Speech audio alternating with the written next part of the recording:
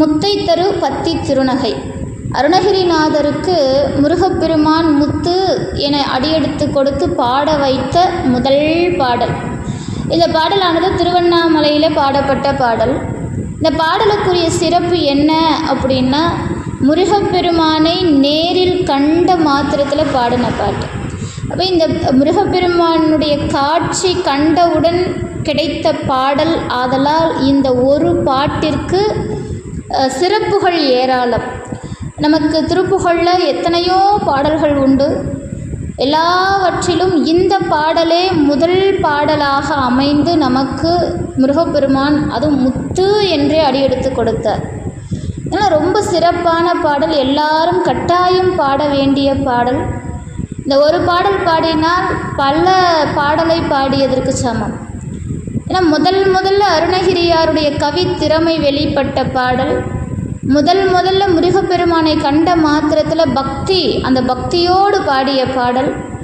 மனதில் இருந்த மும்மலங்கள் 6 குணங்கள் அகன்று, தீய எண்ணங்கள் அகன்று முருகப்பெருமான் திருவடியே சரணம் என்று சரணாகதி பெற்ற பாடல், அவனையே நாடிய பாடல். ஆனால் இந்த பாடலுக்கு ரொம்ப சிறப்பு அதிகம். இந்த பாடலுடைய சந்தம் முதல்ல பார்த்துடலாம். ரொம்ப எளிமையான பாடல், எல்லாருமே பாடக்கூடிய பாடல். இப்போது ஒரு குழந்தை அழகாக பாடி காமிச்சாங்க. ரொம்ப எளிமையாக எல்லார் நாவிலும் இந்த பாடல் அமரக்கூடிய அற்புதமான சந்தத்தை கொண்டது. இன்றைக்கி இந்த முத்தை தரு பத்தி திருநகை பாடாத குழந்தைகளே இல்லைன்னு சொல்லலாம். அந்த அளவுக்கு எத்தனையோ குழந்தைகள், 4 வயசு குழந்தை கூட இந்த பாடலை பாடுது. அதனால் அந்த அளவுக்கு சிறப்பான பாடல், எல்லாரும் பாடக்கூடிய பாடல். இப்போ சந்தம் பார்க்கலாம். தத்தத்தன தத்தத்தனதன தத்தத்தன தத்தத்தனதன தத்தத்தன தத்தத்தனதன தனதான, இது சந்தம். இப்போ சந்தம் சொல்லிவிட்டு பாடலுக்குள்ளே போயிடலாம். முதல்ல நான் படித்து காட்டிடுறேன். முத்தை தரு பத்தி திருநகை அத்திக்கிரை சத்திச்சரவண முத்திக்கு ஒரு வித்து குருபர என ஓதும் முக்கட்பரமர்க்குச் சுருதியின் முற்பட்டது கற்பித்திருவரும் 30 முவர்க்குத் தமரரும் அடிபேன 10 தலை தத்த கனைதொடு ஒற்றைக்கிரி மத்தை பொருதொரு பட்டப்பகல் வட்டத் திகிரியில் இரவாக 10 கிரை தத்தை கடவிய பச்சை புயல் மெச்சத் தகுபொருள் பட்சத்தொடு ரட்சித் தருவதும் ஒரு நாளே தித்தித்தைய ஒத்த பரிபுற நித்தப்பதம் வைத்து பைரவி திக்கொட்க நடிக்க கழுகொடு கழுதாட திக்குப்பறி அட்ட பைரவ தொக்கு தொகு தொக்கு தொகு தொகு சித்திரப்பவுரிக்கு திரிகடக என ஓத கொத்துப்பறை கொட்ட கலமிசை குக்கு குகு குக்கு குகு குகு குத்திப்புதை குக்கு பிடி என முதுகூகை கொட்பொற்றட நட்பற்றன உரை வெட்டிப்பள்ளி இட்டு குலகிரி குத்துப்பட ஒத்து பொறவள பெருமாளே. இதுதான் இந்த பாடலுடைய வரிகள். நான் முன்னமே சொன்ன மாதிரி அருணகிரியாருடைய பாடலில் நீங்கள் படித்தாலும் சந்தம் மாறாது, பாடினாலும் சந்தம் மாறாது. ஏன்னா சந்தத்திற்குள் வார்த்தையை பயன்படுத்தியவர் அருணகிரிநாதர். திருப்புகழ் அப்படின்னு சொன்னாலே சந்த தமிழ் எல்லாம் ரொம்ப சிறப்பாக இந்த பாடலை பாடலாம். இப்போ நான் உங்களுக்கு பாடி காமிச்சிடுறேன். முத்தை தருவத்தி திருநகை அத்திக்கிரை சத்திச்சரவண முத்திக்கொரு வித்து குருபர என ஓதும் முக்கட்பரமர்க்குச் சுருதியின் முற்பட்டது கற்பித்திருவரும் 30 முவர்க்கத் தமரரும் அடிபேன 10 தலை தத்த கனைதொடு ஒற்றை கிரிமத்தை பொருதொரு பட்டப்பகல் வட்டத்திகிரியில் இரவாக 10 கிரை தத்தை கடவிய பச்சை புயல் மெச்சத் தகுபொருள் பட்சத்தொடு ரட்சித் தருவதும் ஒரு நாளே தித்தித்தைய ஒத்த பரிபுர நித்த பதம் வைத்து பைரவி திக்கொட்க நடிக்க கழுகொடு கழுதாட திக்குப்பறி அட்ட பைரவ தொக்கு தொகு தொக்கு தொகு தொகு சித்திரப்பவரிக்கு திரிகடக என ஓத கொத்துப்பறை கொட்ட கலமிசை குக்கு குகு குக்கு குகு குகு குத்தி புதை புக்கு பிடியன முது கூகை கொட்பொற்றன நட்பற்றன உரை வெட்டி பலியிட்டு குலகிரி குத்துப்பட ஒத்து பொறவல பெருமாளே பொறவல பெருமாளே பொறவல பெருமாளே. வெற்றிவேல் முருகனுக்கு அரகரோகரா. இந்த பாடல் இந்த பாடலை நீங்கள் மறுபடியும் பாடி பாருங்கள். வகுப்பு முடிஞ்சதுக்கப்புறம் இந்த பாடலை பாடுங்க. அதாவது நாம் சதா வணங்கி நிற்கக்கூடிய முருகப்பெருமான் கந்த கடவுள் நம் முன்பு நின்றால் அந்த உணர்ச்சி எப்படி இருக்கும், அந்த பக்தி, அவனை பார்க்கும்போது நமக்குள்ளே இருக்கக்கூடிய அந்த உணர்வு, நம்மளையே அறியாமல் சில விஷயங்களை செய்வோம். அது இந்த பாடலில் வெளிப்படும். அருணகிரிநாதர் முருகப்பெருமானை கண்ட மாத்திரத்தில் அப்படி கடகட கடகட கடகட கடகட ஒரு காட்டாற்று வெள்ளம் போல பாடிய பாடல் இந்த பாடல். ஏன்னா முன்னாடி நிற்கிறது முத்தமிழுக்கும் சொந்த கடவுளாம் கந்த கடவுள். அவரை பற்றி பாடுறதுக்கு எனக்கு முதல்ல வார்த்தை வரல. அவருக்கு பேரின்பத்தை கண்ட பின்பு பேச்சு கூட வரலையப்பா, நான் எங்கிருந்து உன்னை பாடுவேங்கிறார். அப்போ முருகப்பெருமான் தம்முடைய ஞானமே வடிவான வேலாயுதம் கொண்டு ஓம் எனும் பிரணவ மந்திரத்தை அருணகிரிநாதரின் நாவிலே எழுதி முத்து என்று அடியெடுத்து கொடுக்கிறார். அதன் பிறகு பாடுகிறார் அருணகிரி. முருகப்பெருமான் ஏன் முத்து என எடுத்து கொடுக்க வேண்டும் அப்படின்னா, இதற்கு பலரும் பல காரணங்கள் சொல்வதுண்டு. பரவலாக ஒரு காரணம் உண்டு. சுவாமிகளுடைய தாயாரின் பெயர் முத்தம்மாள் அப்படின்னு சொல்கிறது உண்டு. அதாவது அருணகிரிநாதருடைய தாயாருடைய பெயர். ஆனால் அது எந்த அளவுக்கு உண்மை அப்படிங்கிறது நமக்கு புலப்படலை. ஏன்னா அருணகிரிநாதருடைய வாழ்க்கை வரலாறு அப்படிங்கிறது நமக்கு கிடைக்கவே கிடையாது. அவருடைய பாடல்களில் வெளிப்பட்ட கருத்துக்களை வைத்து அவர் யார், இன்னார், எங்கு பிறந்தார், எங்கு அவதாரம் செய்தார், அவருடைய வாழ்க்கை எப்படி இருந்தது, பிறகு முருகப்பெருமானின் தரிசனம் அவருக்கு எப்படி கிடைத்தது என்பதை அவர் திருநாவினாலேயே சொல்ல முற்பட்டிருக்கிறார். சில இடங்களில் அவர் அதை வெளிக்காட்டியிருக்கிறார். அதை வைத்து கொண்டு அருணகிரிநாதருடைய வாழ்க்கை இப்படி இருந்திருக்கும் என்ற கற்பனையில் அவருடைய வரலாறுகளை எழுதியவர்கள் பலர். அதனால் இவருடைய தாயார் பெயர் இன்னதுதான் அப்படின்னு அடித்து சொல்கிற அளவுக்கு நமக்கு ஆதாரம் கிடையாது. இருந்தாலும் பரவலாக ஒரு கருத்துண்டு, முத்தம்மாள் அப்படிங்கிறது அவங்களுடைய தாயாருடைய பெயர், அதனால் முத்துன்னு எடுத்து பாடினார் அப்படின்னு. ஆனால் இந்த கருத்தை நாம் ஆமோதித்தால் எந்த புலவர்களும் இறைவனை பற்றி பாடும்போது தம்முடைய சொந்த வாழ்வியல் கருத்துக்களை முதலாக வைத்து பாடுவது என்பது குறைவு. அது பெரும்பாலும் பாட மாட்டாங்க அப்படி. அப்போ இந்த முத்து அப்படிங்கிறது முருகப்பெருமான் கொடுத்துருக்கிறார் அப்படின்னு சொல்லும்போது இது எதை குறிக்கிறது அப்படின்னா, அவரே அதுக்கு பதில் சொல்கிறார். இதே பாட்டில் சொல்கிறார். என்ன? முத்திக்கு ஒரு வித்து குருபர என ஓதும் அப்படிங்கிறார். அப்போ இதுக்கே இப்போ நமக்கு அந்த டவுட்டே உடஞ்சிருச்சு. அதாவது அவருடைய தாயாருடைய பெயரை தான் முதலடியாக வைத்து பாடினார் அப்படிங்கிற கருத்தே இங்கே உடஞ்சிருச்சு.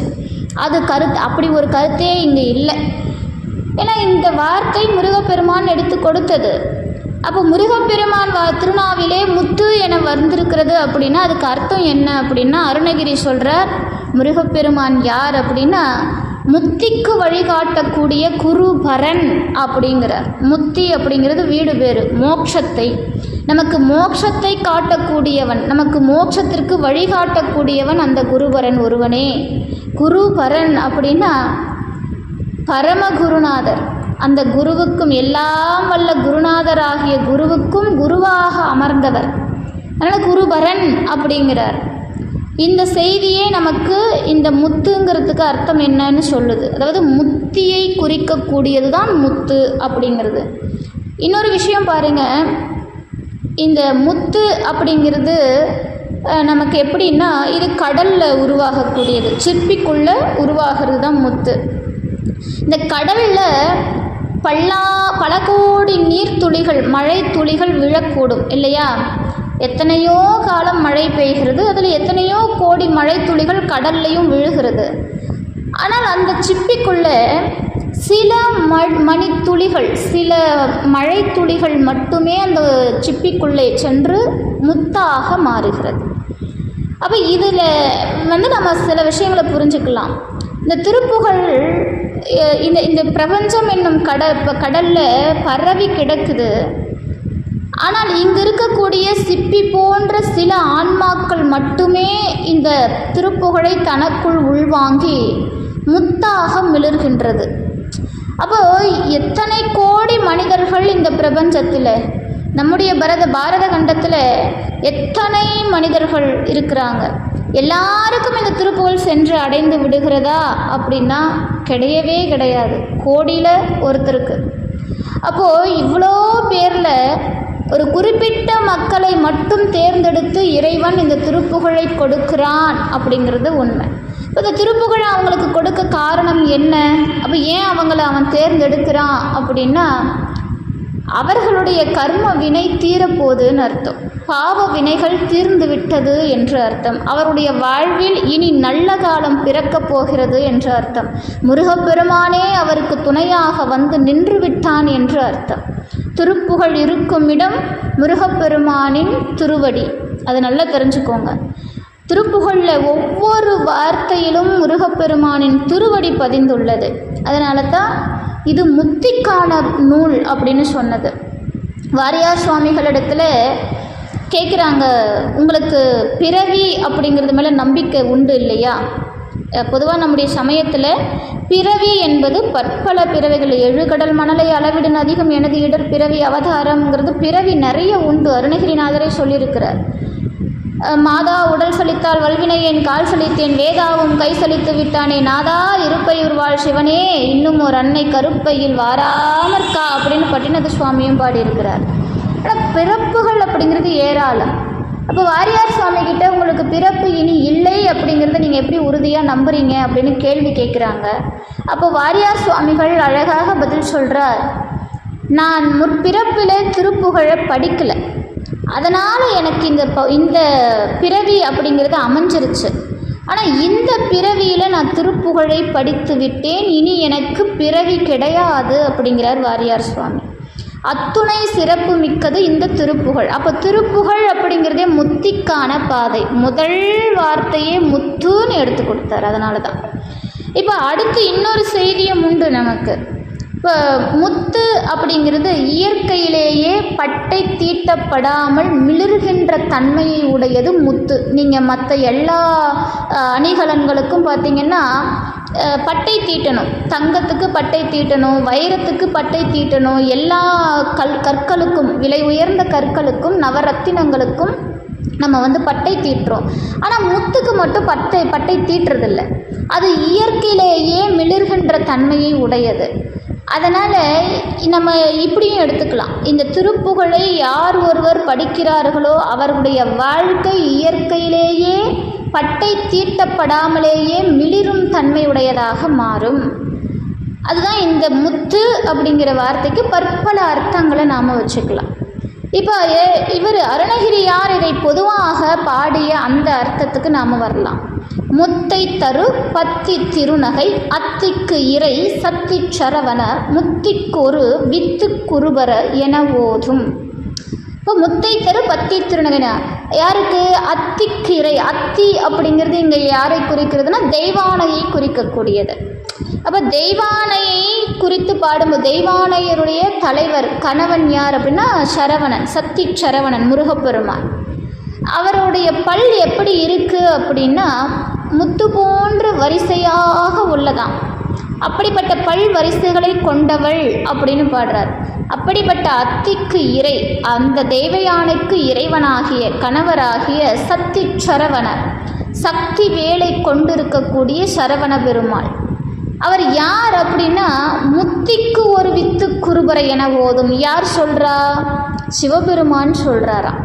முக்கட்பரமர்க்கு சுருதியின் முற்பட்டது கற்பித்திருவரும் 33 தமரரும் அடிப்பேன அப்படிங்கிறார். அப்போது முக்கட்பர மற்கு சுருதியின், சுருதி அப்படிங்கிறது வேதத்தை குறிக்கக்கூடியது, வேதநாதத்தை குறிக்கக்கூடியது. முக்கட்பரமர் அப்படின்னா 3 கண்களை உடைய சிவபெருமான். இந்த சிவபெருமானுக்கு முருகப்பெருமான் பிரணவ மந்திரத்தை சொல்கிற விஷயத்த சொல்கிறார். அதுவும் எப்படி சொன்னாராமா? இந்த வேதம்னு ஒன்று இருக்கு இல்லையா, இந்த வேதத்திற்கும் முற்பட்டது எது அப்படின்னா ஓம் எனும் பிரணவ மந்திரம். இந்த ஓம் எனும் பிரணவ மந்திரத்தை அந்த 3 கண்களை கொண்ட சிவபெருமானுக்கு உபதேசிக்கிறார் முருகப்பெருமான். அப்படி கற்பித்து வரும் திருவரும் 33 தமரரும் அடிப்பேன அப்படிங்கிறார். முற்பட்டது கற்பித்து இருவரும் அப்படி பிரிக்கணும். அதை முக்கண் பரமர்க்கு சுருதியின் முற்பட்டது 3 கண்களை உடைய சிவபெருமானுக்கு சுருதியின் முற்பட்டது அப்படின்னா வேதத்திற்கும் முற்பட்டது எது? பிரணவ மந்திரம். அந்த பிரணவ மந்திரத்தை கற்பிக்கிறார், அதாவது போதிக்கிறார். அப்போது இருவரும்னா யார்? இப்போது மூவர்கள் இருக்காங்க. இப்போது சிவபெருமானை இங்கே அவர் நேரடியாக சொல்லிட்டாரு. அப்போ கற்பித்து இருவரும் அப்படின்னா மீதி பேர் 2 பேர் இருக்காங்க இல்லையா? திருமாலும் பிரம்மதேவரும். அந்த திருமாலும் பிரம்மதேவரும் 33 தேவர்களும் முனிவர்களும் ரிஷிகளும் எல்லாருமே இவருடைய திருவடியை பேணுகிறார்களாம், திருவடி நாடி நிற்கிறார்களாம், பணிந்து நிற்கிறார்களாம் முருகப்பெருமானின் திருவடியை. அதை இங்கே பதிய வைக்கிறார்.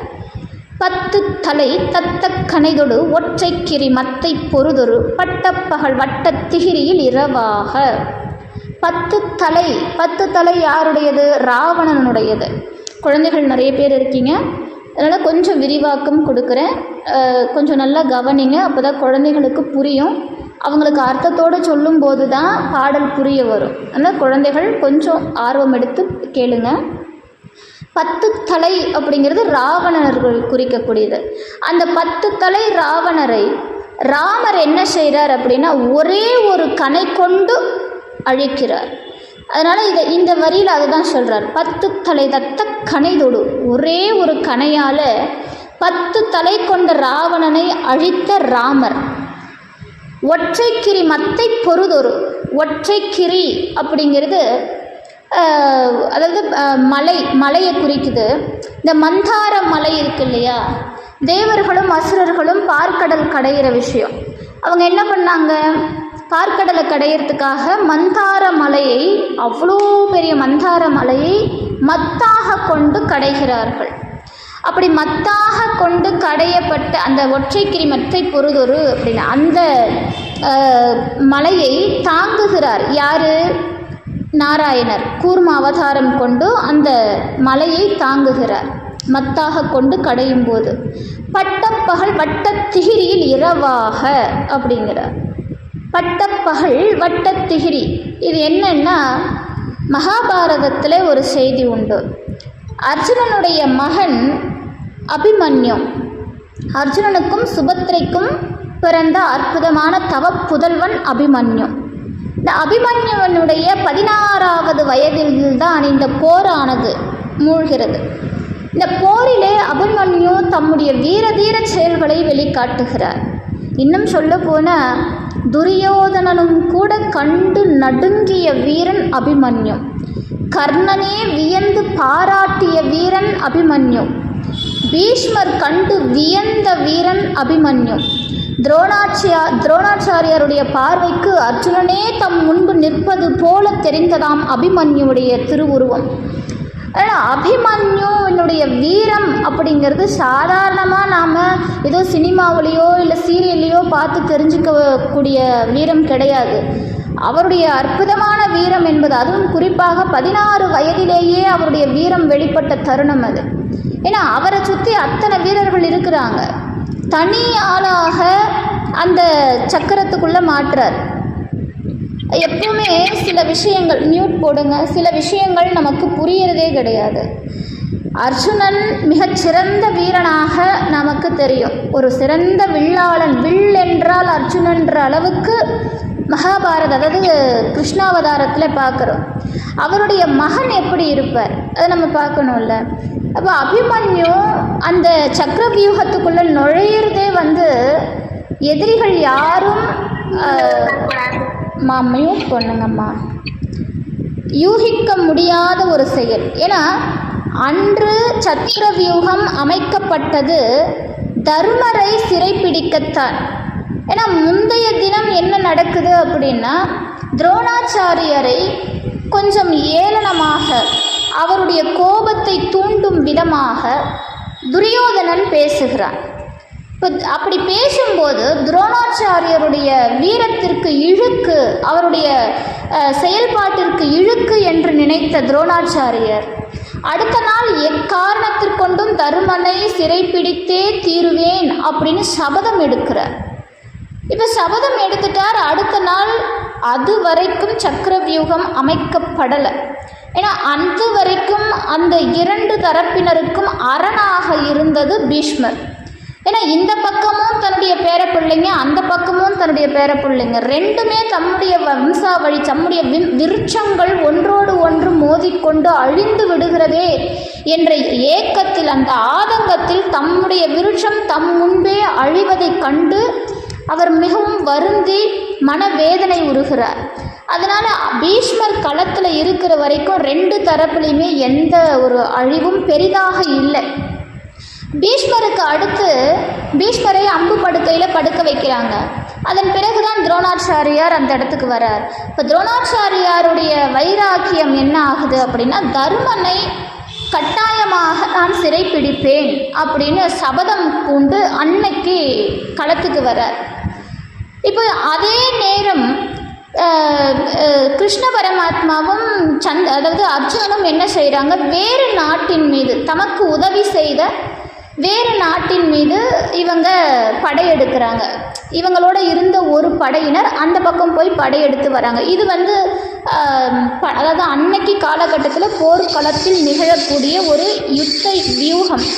மியூட் பண்ணுங்கம்மா ப்ளீஸ், மியூட் பண்ணுங்க. இந்த குழந்தைகள் கிட்ட இருக்கும்போது கொஞ்சம் மியூட் பண்ணி வைங்க, பெரியவங்க பெற்றோர்கள் கூட இருக்கும்போது. அப்போ அன்னைக்கு காலகட்டம் அப்படிங்கிறத இந்த யுத்த வியூகம்னு ஒன்று இருக்குது இந்த போர்க்களத்திற்கு. அப்போ எதிரிகளை திசை திருப்புவதற்காக இந்த செயல்பாடுகள் நடக்கும். இப்போ கிருஷ்ணன் அர்ஜுனனை அழைத்து கொண்டு ஒரு குறிப்பிட்ட சேனையோடு அங்கே போயிடுறார். இப்போ அதன் பிறகு என்ன நடக்குது அப்படின்னா, தருமரை இங்கே அம்மா மியூட் பண்ணுங்கம்மா தயவு செஞ்சு. தருமரை உள்ள சிறைப்பிடிக்க இங்கே வேலை நடக்குது. இப்போ அபிமன்யு அதற்கு வழி விடலை. ஏன்னா அர்ஜுனர் இருந்தால் என்ன செய்வாரோ அதை அபிமன்யு செய்தார் அன்னைக்கு. இப்போ தர்மன் நுழையிறதுக்காக தான் அந்த வியூகம். ஆனால் தர்மர் அங்கே நுழைய விடலை அபிமன்யு தான் சக்கர வியூகத்துக்குள்ளே போகிறான். அப்படி போகும்போது அவர் தாயின் கருவறையிலேயே சக்கர வியூகத்தை உடைக்க கற்றுக்கொண்டார். தாயின் கருவறையில் இருக்கும்போதே சக்கர வியூகத்தை உடைக்க அர்ஜுனன் சொல்லி கொடுக்குறான். ஆனால் அதிலிருந்து வெளியேறுவதை சொல்வதற்கு முன்பு சுபத்ரை உறங்கி விடுகிறாள். அதனால் அபிமன்யுவுக்கு சக்கரவியூகத்திலிருந்து வெளியேறுவது எப்படி அப்படின்னு தெரியாது. அப்போ சக்கரவியூகத்தை தாயின் வயிற்றிலேயே கற்றுக்கொண்டவன் அபிமன்யு. இப்போ இங்கே உள்ள நுழையிறான். அப்படி நுழையிற வேகம் பார்த்திங்கன்னா யமதர்மனே உள்ள நுழைஞ்சது போல இருந்ததாம். அப்படி அந்த அபிமன்யு நுழைஞ்ச இடம் முழுக்க பல வீரர்கள் கொன்று குவிக்கப்பட்டார்கள். அப்படி ஒரு வீரத்தை வெளிக்காட்டுகிறான் அபிமன்யு. கண்கள் 2 தீக்கணலாக பறந்ததாம். அப்படி இருந்ததாம் அவனுடைய கண்கள். அவனுடைய உருவத்தில் அந்த வீரம், அப்படி வீறு கொண்டு எழுந்து ஒரு வீரன் வருவது போல, அந்த போர்க்களத்திலே யமனே தமக்கு முன்பாக நின்றது போல எதிரிகள் அவனை கண்டார்கள். அவனுடைய வீரத்தில் துளியும் மாசில்லை. அப்படிப்பட்ட குழந்தை அபிமன்யு. 16 வயசு தான். அவனுக்கு எதிரில் நிற்கக்கூடிய வீரர்களோ கர்ணன் இருக்கிறான், துரோணாச்சாரியார் இருக்கிறார், சகுனி இருக்கிறான், துரியோதனன் இருக்கிறான், துச்சாதனன் இருக்கிறான், சல்லியன் இருக்கிறான், இன்னும் எண்ணற்ற வீரர்கள் அங்கே இருக்காங்க. அத்தனை வீரர்களும், அஸ்வத்தாமன் இருக்கிறான், அத்தனை வீரர்களும் அவனை ஒரு சிறு குழந்தையை எதிர்க்க முடியல. ஒரே ஒரு கணையால் கூட அவனை தாக்க முடியல. எல்லாருக்கும் தம் கணை கொண்டு பதில் கொடுக்குறான் அபிமன்யு. ஒரு கட்டத்துக்கு மேலே எதிரிகளுடைய வன்மம், அவர்களுடைய இயலாமை அபிமன்யுவினுடைய முதுகலை குத்துறாங்க. அதாவது அந்த கால போர் யுக்திக்கு மாறானது. ஒரு வீரன் கையில் எந்த ஒரு அஸ்திரமும் இல்லாத போது அவனை கொல்வதோ அல்லது அவனை தாக்குவதோ என்பது யுத்த களத்திற்கு மாறான நியதி. ஆனால் அதையும் மீறி அந்த சிறு குழந்தையை வஞ்சத்தோடு கொள்கிறார்கள் இவர்கள் அனைவரும். 6 வீரர்கள் சேர்ந்து ஒரு 16 வயது குழந்தையை போர்க்களத்தில் கொன்றார்கள் அப்படின்னா அந்த குழந்தை வீரமிக்கதா, அந்த 6 பேர் வீரமிக்கவர்களா அப்படின்னு நம்ம பார்க்கணும். இப்படிப்பட்ட அதர்ம செயலை செய்தவர்களை அர்ஜுனன் பழி தீர்ப்பதற்காக ஒரு சபதம் எடுக்கிறான்.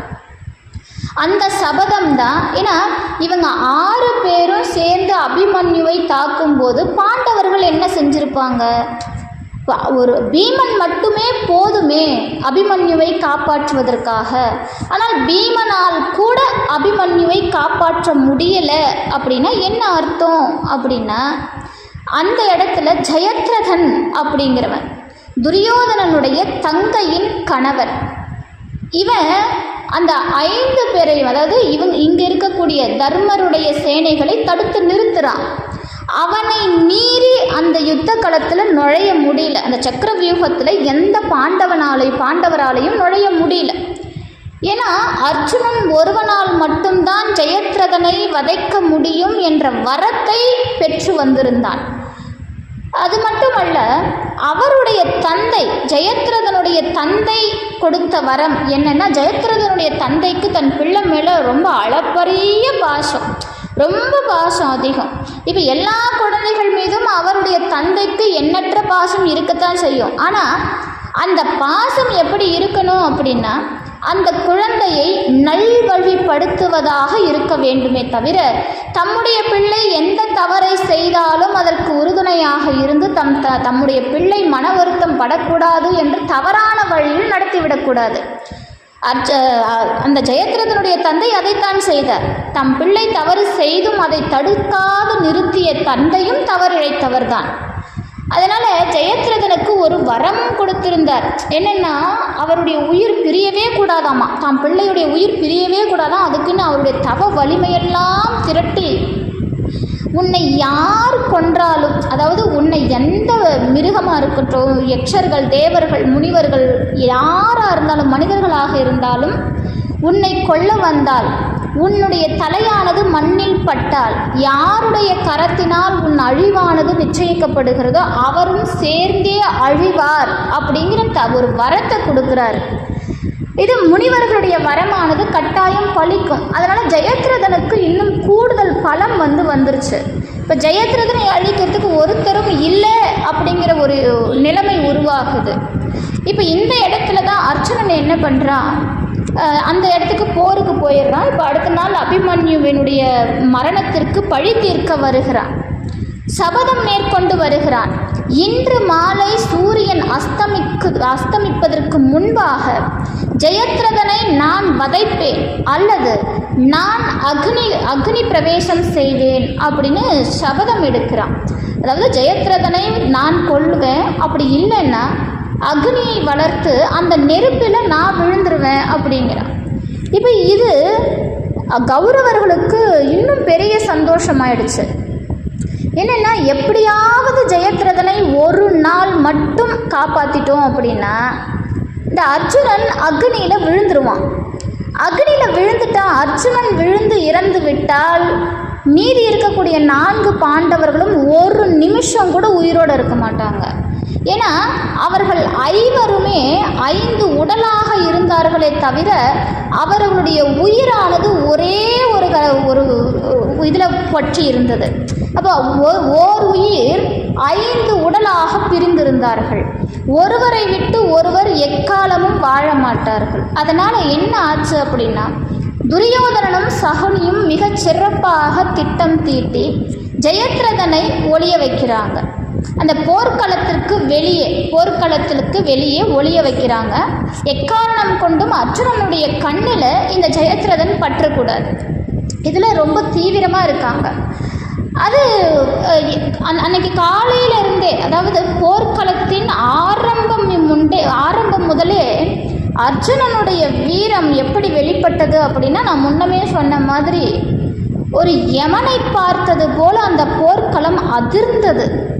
அது வரைக்கும் அந்த போர்க்களத்தில் அர்ஜுனனுடைய கோபத்தை யாருமே பார்க்கல. அந்த 10-11 நாளுமே அர்ஜுனன் போர் செய்யும்போது ஒரு வீரனாக மட்டுமே நடந்து கொண்டான், ஒரு வில்லாளியாக மட்டுமே போர் புரிந்தான். ஆனால் அபிமன்யுவினுடைய மரணத்திற்கு பிறகு அர்ஜுனனுடைய அந்த வீரமானது, அந்த வில்லினுடைய வேகமானது எப்படி பாய்ந்தது அப்படின்னா, சிவபெருமானே தம்முடைய தனுசை எழுந்தி கொண்டு போர்க்களத்தில் நுழைந்தது போல ஒரு உருவம் வெளிப்பட்டதா. சிவபெருமான் ருத்ர வடிவம் தாங்கியது போல ருத்ர தாண்டவம் புரிந்தானாம் அர்ஜுனன் அந்தைய போர்க்களத்தில். அதை கண்ட எதிராளிகளுக்கு அத்துணை பயம், அத்துணை நடுக்கம். ஆனாலும் அவர்களுக்கு ஒரு சிறு நம்பிக்கை மூளையில் ஒட்டி கொண்டிருந்தது. என்னன்னா, ஜெயத்ரதனைத்தான் அர்ஜுனன் அன்று கொல்வதாக முடிவு செய்திருந்தான். ஆனால் ஏனைய வீரர்களினுடைய உயிரை பறிக்க மாட்டான் அப்படிங்கிற தைரியத்தில் எல்லாரும் அவனை அவனை எதிர்க்கிறதுக்காக அன்னைக்கு யாருமே வர முடியல. அவனுடைய கோப கனலில் எரிந்து சாம்பல் ஆயிடுவாங்க. அதனால் அவனை எப்படியாவது தடுத்து நிறுத்தணும் அப்படிங்கிறதுக்காக கர்ணன் முதற்கொண்டு துரோணாச்சாரியாரும் கர்ணனும் மாறி மாறி அர்ஜுனனை தடுத்து நிறுத்தி பார்க்கிறார்கள். ஒன்றும் வேலைக்காகலை. தமக்கு கற்பித்த குருவையே அந்த இடத்துல துட்சமனை எதிர்த்து போருக்கு போகிறான். ஏன்னா அதர்மம் புரியாத வரை குருநாதர் மீது அவருக்கு இருந்த அன்பு வேறு. அது அர்ஜுனன் தம்முடைய குருநாதரை எதிர்த்து போரிடவே மாட்டார். ஆனால் அன்னைக்கு தம்முடைய குருநாதர் அதர்மத்தின் வழியில் நின்றார். ஒரு இளம் பாலகனை அதர்ம வழியில் கொன்றார் அப்படிங்கிற ஒரு செய்தி எட்டிய உடனே குருநாதர் மீது கூட கோபம் வருகிறது அர்ஜுனனுக்கு. அப்படி தம்முடைய வில்லினை ஏந்தி அந்த படுகளத்தில் போய்கிட்டு இருக்கிறான். ஜெயத்ரதனை எங்கே தேடியும் கிடைக்கல. துரியோதனனுக்கு ஒரே ஒரு நம்பிக்கை ஒட்டி கொண்டுள்ளது. கடைசி வரைக்கும் ஜெயத்ரதன் வெளிப்படாமல் இருந்துட்டான் அப்படின்னா இன்னைக்கு நாம் ஜெயிச்சிடலாம் அப்படின்னு துரியோதனன் ஒரு பெரிய கனவு கோட்டை கட்டிட்டான். ஆனால் அர்ஜுனனுடைய கூட இருக்கிறது யார் அப்படின்னா, தர்மத்தை ரட்சிக்க வந்த பார்த்த சாரதி. அந்த பார்த்தனுக்கு சாரதியாக அமர்ந்து இந்த உலகம் என்னும் பந்தபாசத்தில் பிடிக்கொண்டிருக்கக்கூடிய அந்த பார்த்தனை தம்முடைய கயிற்றினால் கட்டி இழுத்து கொண்டிருக்கக்கூடிய அந்த சங்கு சக்கரதாரி அல்லவா அர்ஜுனனோடு இருப்பது. அதனால் அவ்வளவு எளிதாக அர்ஜுனனை தோற்க வைக்க மாட்டார். ஏன்னா அவரோடு இருப்பது தர்மம். தர்ம நெறியில் நிற்பவனுக்கு சோதனைகள் அதிகம் வரும். ஆனால் ஒரு காலம் அவன் வீழ்ந்து விட மாட்டான் என்பதற்கு இந்த செய்திதான் உதாரணம். இப்போ சூரியன் அஸ்தமனமாக போகுது. இன்னும் கொஞ்ச நேரம்தான் இருக்குது. எல்லாருக்கும் ஒரே சந்தோஷம், எதிரிகள் எல்லாருக்கும் ஒரே சந்தோஷம். இன்றைக்கி அர்ஜுனன் எக்காரணத்து கொண்டும் நெருப்பில் விழுந்துருவான். விழுந்த உடனே பாண்டவர்களும் விழுந்துருவாங்க, கூடவே திரௌபதியும் எரிஞ்சிருவா. இதுக்கப்புறம் நமக்கு எந்த கவலையும் இல்லைன்னு ஒரு பெரிய பிளான் போட்டாங்க. ஆனால் அங்கே நடந்ததே வேறு. இப்போது கிருஷ்ணன் என்ன செய்கிறார் அப்படின்னா, தம்முடைய சக்கராயுதத்தை கொண்டு சூரிய நாராயணரையே மறைத்து நிற்கிறார். அவன் மாயவன் அல்லவா, மாயைகள் புரிவதில் வல்லவன் அவன். அதனால் தம்முடைய சக்கராயுதத்தை கொண்டு சூரிய நாராயணரை மறைத்து விட்டார். இப்போது எல்லாருக்கும் என்ன தோணுது அப்படின்னா, சூரியன் அஸ்தமித்து விட்டது, இனி அர்ஜுனன் நெருப்பில் வீழ்ந்து விடுவான்ற சந்தோஷம் வருது. இப்போது ஜெயத்ரதன் இந்த ஒரு சூழலை பார்த்து அர்ஜுனன் தீயில் விழக்கூடிய அந்த ஒரு காட்சியை காண வேண்டும் என்பதற்காக ஓடோடி வருகிறான். தம்முடைய எதிரி தீயில் விழ வேண்டும் என்ற எண்ணத்தோடு அங்கிருந்து வருகிறான் ஜெயத்ரதன். ஆனால் இங்கே நடக்கிற விஷயங்கள் சகுனிக்கு மட்டும் ஏதோ சரியாக படலை. சகுனிக்கு மட்டும் ஏதோ தப்பாக தெரியுது. ஏன்னா மகாபாரதத்தை பொறுத்த வரைக்கும் கிருஷ்ண பரமாத்மா தனக்கு நிகராக நினைத்த ஒரே ராஜதந்திரவாதி யார் அப்படின்னா சகுனி தான். சகுனியுடைய ராஜதந்திரம் கிருஷ்ண பரமாத்மாவையே சில நேரங்களில் வியக்க வைத்தது அப்படின்னு தான் சொல்லலாம். அந்த அளவுக்கு அவர் ராஜதந்திரத்தில் சிறந்தவராக இருந்திருக்கிறார் சகுனி. இப்போ இப்போ சகுனிக்கு ஏதோ படுது, ஜெயத்ரதன் வெளியே வர்றது தப்புன்னு படுது. ஆனால் அவனை கண்ட்ரோல் பண்ண முடியல. அதுக்குள்ளவே அவன் வந்துட்டான், போர்க்களத்துக்கு ஜெயத்ரதன் வந்துட்டான். இப்போ சகுனிக்கு தெரிஞ்சு போச்சு, இது கிருஷ்ண பரமாத்மா செஞ்ச வேலை தான், அந்த மாயவன் செய்த வேலை தான். ஆனால் அங்கே என்ன பண்ண முடியும்? ஜெயத்ரதன் வெளியே வந்துட்டான். இப்போ கிருஷ்ணன் நிற்கிறார், அர்ஜுனன் ரெடியாக இருக்கிறான், நெருப்பு வளர்த்து அந்த நெருப்பில் வீழ்கிறதுக்கு அர்ஜுனன் ரெடியாக இருக்கிறான். அந்த நேரத்தில் ஜெயத்ரதனும் வந்து நிற்கிறான். ஆனால் சூரியன் அஸ்தமித்த பிறகு வில்லேந்தி போரிட செய்யக்கூடாது. அர்ஜுனனால் ஒன்றும் பண்ண முடியல. அந்த சமயத்தில் தான் கிருஷ்ணன் தம்முடைய சக்கராயுதத்தை சூரியனிலிருந்து விலகச் செய்கிறார். அப்படி விலக்கின உடனே ஜெயத்ரதனுக்கு ஒன்றும் புரியல. தம்முடைய மரணம் அர்ஜுனனால் நிச்சயிக்கப்பட்டது அப்படிங்கிறத உணர்ந்து கொண்ட ஜெயத்ரதன் என்னென்னவோ சொல்லி பார்க்குறான். அர்ஜுனா, நீ என்னை கொல்ல முடியாது, என்னை கொன்றால் உன்னுடைய தலையும் மண்ணில் வீழ்ந்து புரளும் அப்படின்னு சொல்கிறான். அர்ஜுனன் அதையெல்லாம் காதலியே வாங்கலை. தம்முடைய கணைகளை கொண்டு ஒன்றன் பின் ஒன்றாக அவனுடைய தலையை கொய்து அந்த தலையை மண்ணிலேயே விழ விடாமல் அடுக்கடுக்காக அம்புகளை எய்து அந்த போர்க்களத்திற்கு அருகிலேயே தவம் செய்து கொண்டிருந்த ஜெயத்ரதனுடைய தந்தையின் கரங்களில் போய் ஜெயத்ரதன் தலை விழுமாறு அம்பு எய்தான் அர்ஜுனன். இப்போ அவருடைய தந்தை என்ன வரம் கொடுத்தார்? யார் கையினால் ஜெயத்ரதனுடைய தலை மண்ணில் விழுகிறதோ அவர் தலை வெடித்து சிதறி இறந்து விடுவார் அப்படிங்கிறது தான் வரம். இப்போ அவருடைய தந்தையின் கரங்களாலேயே ஜெயத்ரதனுடைய தலை மண்ணில் விழுந்தது. இப்போ அவருடைய தந்தையும் எரிந்து சாம்பலாகிவிட்டார். இந்த செய்தியைத்தான் அருணகிரிநாதர் பட்சத்தொடு ரட்சித்தரு, அதாவது பட்டப்பகல் வட்டத்திகிரியில் இரவாக அப்படின்னார். பட்டப்பகலையே தம்முடைய வட்டமான சக்கராயுதத்தை கொண்டு இரவாக மாற்றிய கிருஷ்ண பரமாத்மா. இதில் தசாவதாரத்தின் சில காட்சிகளை வைத்து நிறுத்துகிறார் அருணகிரி. நான் உங்களுக்கு ஆரம்பத்தில் ஒரு செய்தி சொன்னேன், திருப்புகழை படிக்கிறீங்க அப்படின்னா இது ஒரு பெரிய சூப்பர் மார்க்கெட் மாதிரி, உங்களுக்கு எல்லாமே இங்கேயே கிடைக்கும். வைணவம் கிடைக்கும், சாக்தம் கிடைக்கும், சைவம் இருக்கும், கௌமாரம் இருக்கும், காணாபத்தியம் இருக்கும், சௌரம் இருக்கும், சங்க இலக்கியங்கள் இருக்கும், திருக்குறள் இருக்கும். எல்லா செய்தியும் ஒரு சேர கொடுத்தவர் அருணகிரி. இதில் இல்லாத தகவலே கிடையாதுங்க. அதனால் அவ்வளவு சிறப்பு அம்சங்களை கொண்டது இந்த திருப்புகழ். அடுத்து சொல்கிறார், பத்தற்கிற தத்தை கடவிய பச்சை புயல் மெச்ச தகுபொருள் பற்றத்தொடர் ஒற்றி தருள்வதும் ஒரு நாளே அப்படி. பத்தற்கிரை தத்தை கடவிய பச்சை புயல் மெச்ச தகுபொருள், அதாவது தத்தை கடவிய, நம்ம சில விஷயங்கள் பத்தற்கிரை தத்தை கடவிய அப்படின்னா பத்தர் அப்படிங்கிறது நண்பன்னு குறிக்கும். பத்தன்னா நண்பன், பக்தன், என்ன வேணால் நம்ம வச்சுக்கலாம்.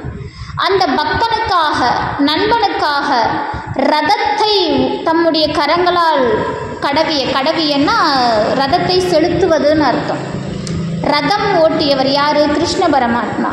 தம்முடைய நண்பனான அர்ஜுனனுக்கு ரதத்தின் சாரதியாக வந்து ரதத்தை செலுத்திய அந்த கிருஷ்ணன், அந்த நாராயணர், அந்த பெருமாள் எப்போதும் புகழ்ந்து போற்றுகின்ற உன்னை யார்? முருகப்பெருமான எப்போதும் புகழ்ந்து பேசுகிறாராம்.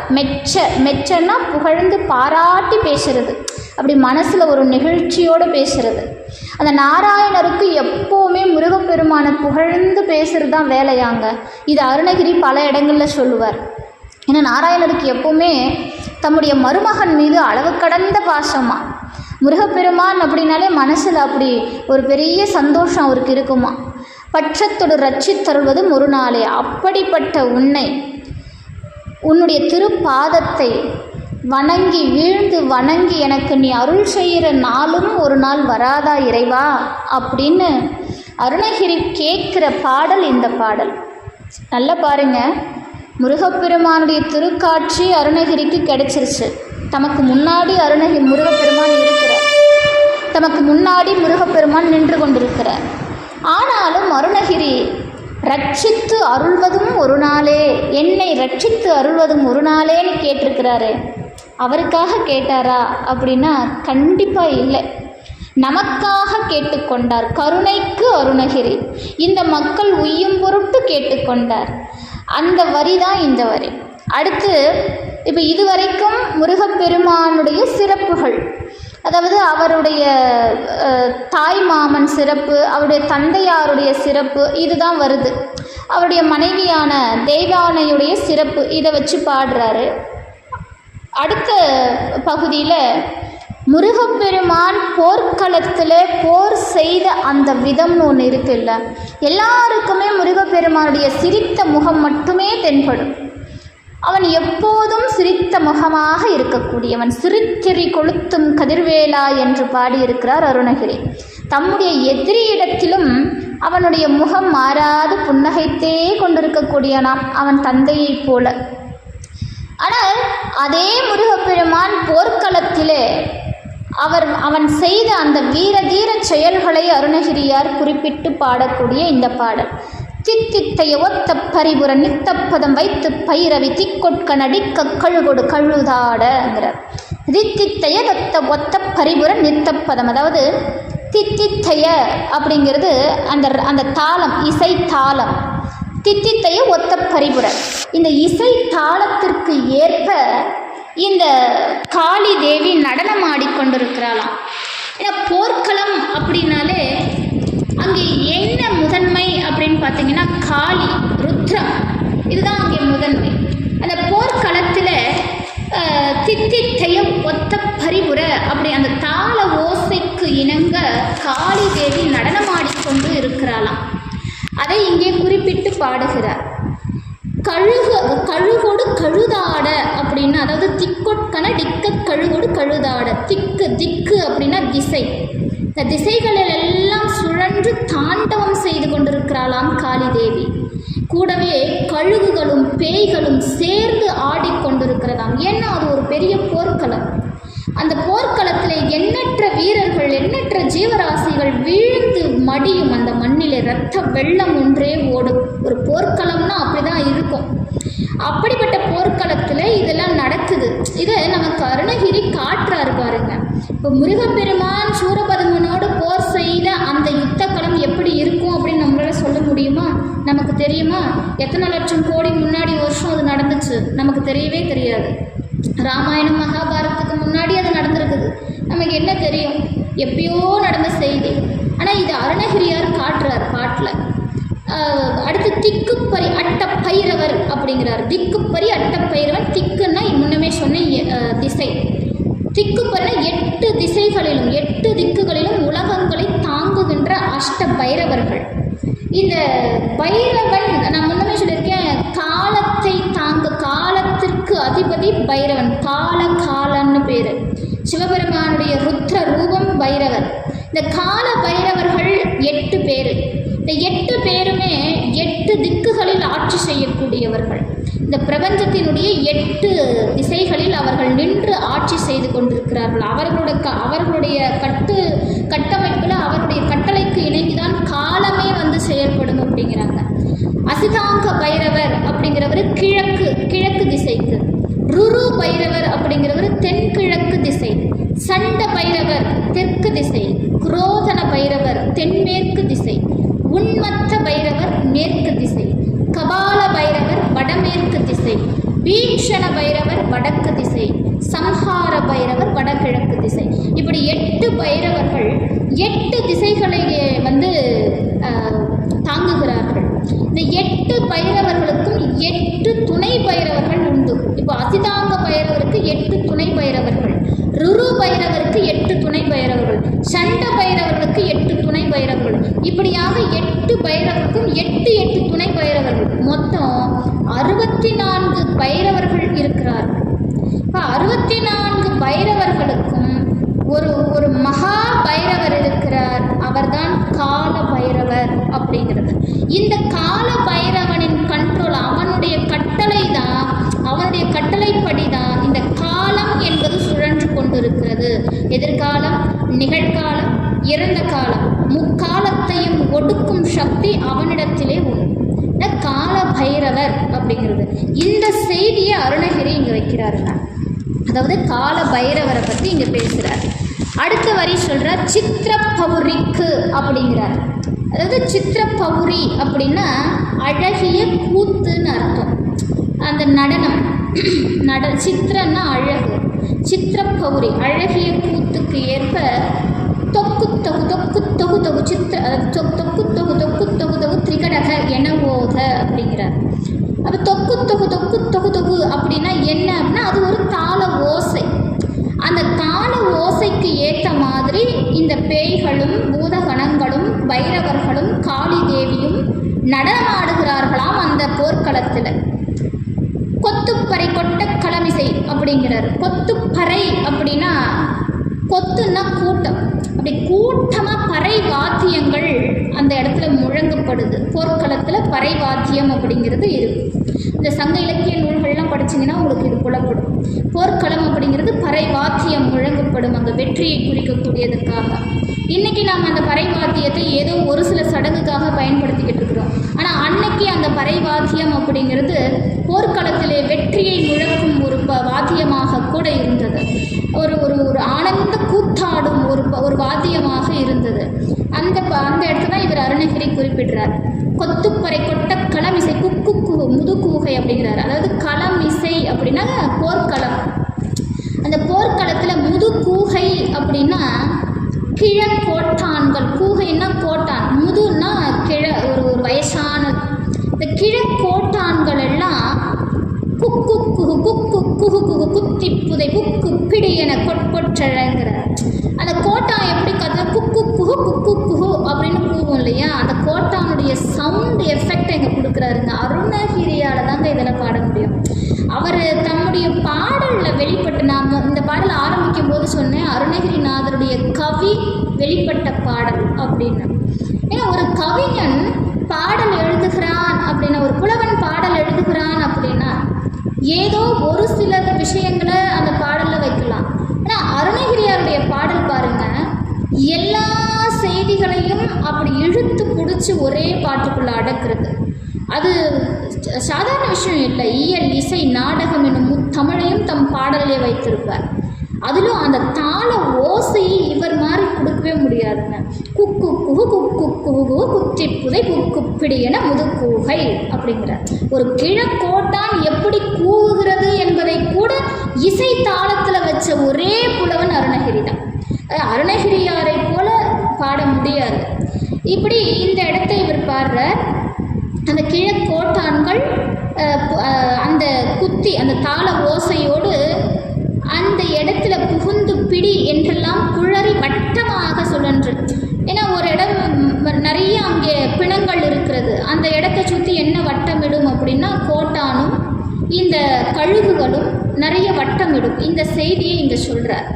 நட்பற்ற அவுணரை அப்படிங்கிறார். நட்பற்ற அவுணர் அப்படின்னா சிநேக எண்ணத்தை தவிர்த்து விரோத மனப்பான்மையை கொண்ட அசுரர்கள்.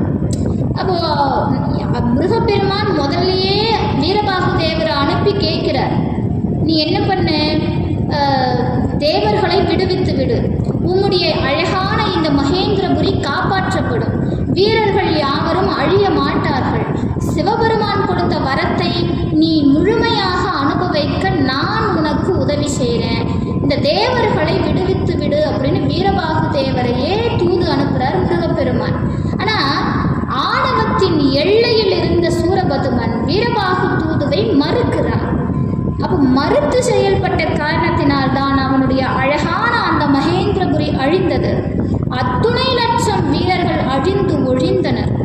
அப்போ இது நம்ம பார்க்கணும். சிநேக எண்ணம் தவிர்த்து விரோத மனப்பான்மையை கொண்ட அசுரர்கள் அப்படின்னு. அடுத்த வரியில் சொல்கிறார், வெட்டி பலியிட்டு குலகிரி குத்துப்பட ஒத்து பொறவள பெருமாளேன்னு முடிக்கிறார். வெட்டி பலியிட்டு அதாவது கொன்று, அந்த அசுரர்களை கொன்று பலி கொடுத்து குளமலை கிரௌஞ்ச மலையை தூள் தூளாக ஆக்கியவர். இந்த கிரௌஞ்ச மலை என்ன மலை அப்படின்னா, இந்த கிரௌஞ்ச மலை அப்படிங்கிறது தாரகாசுரனுடைய ஒரு உற்ற மாயை நிரம்பிய அசுரத்தன்மை.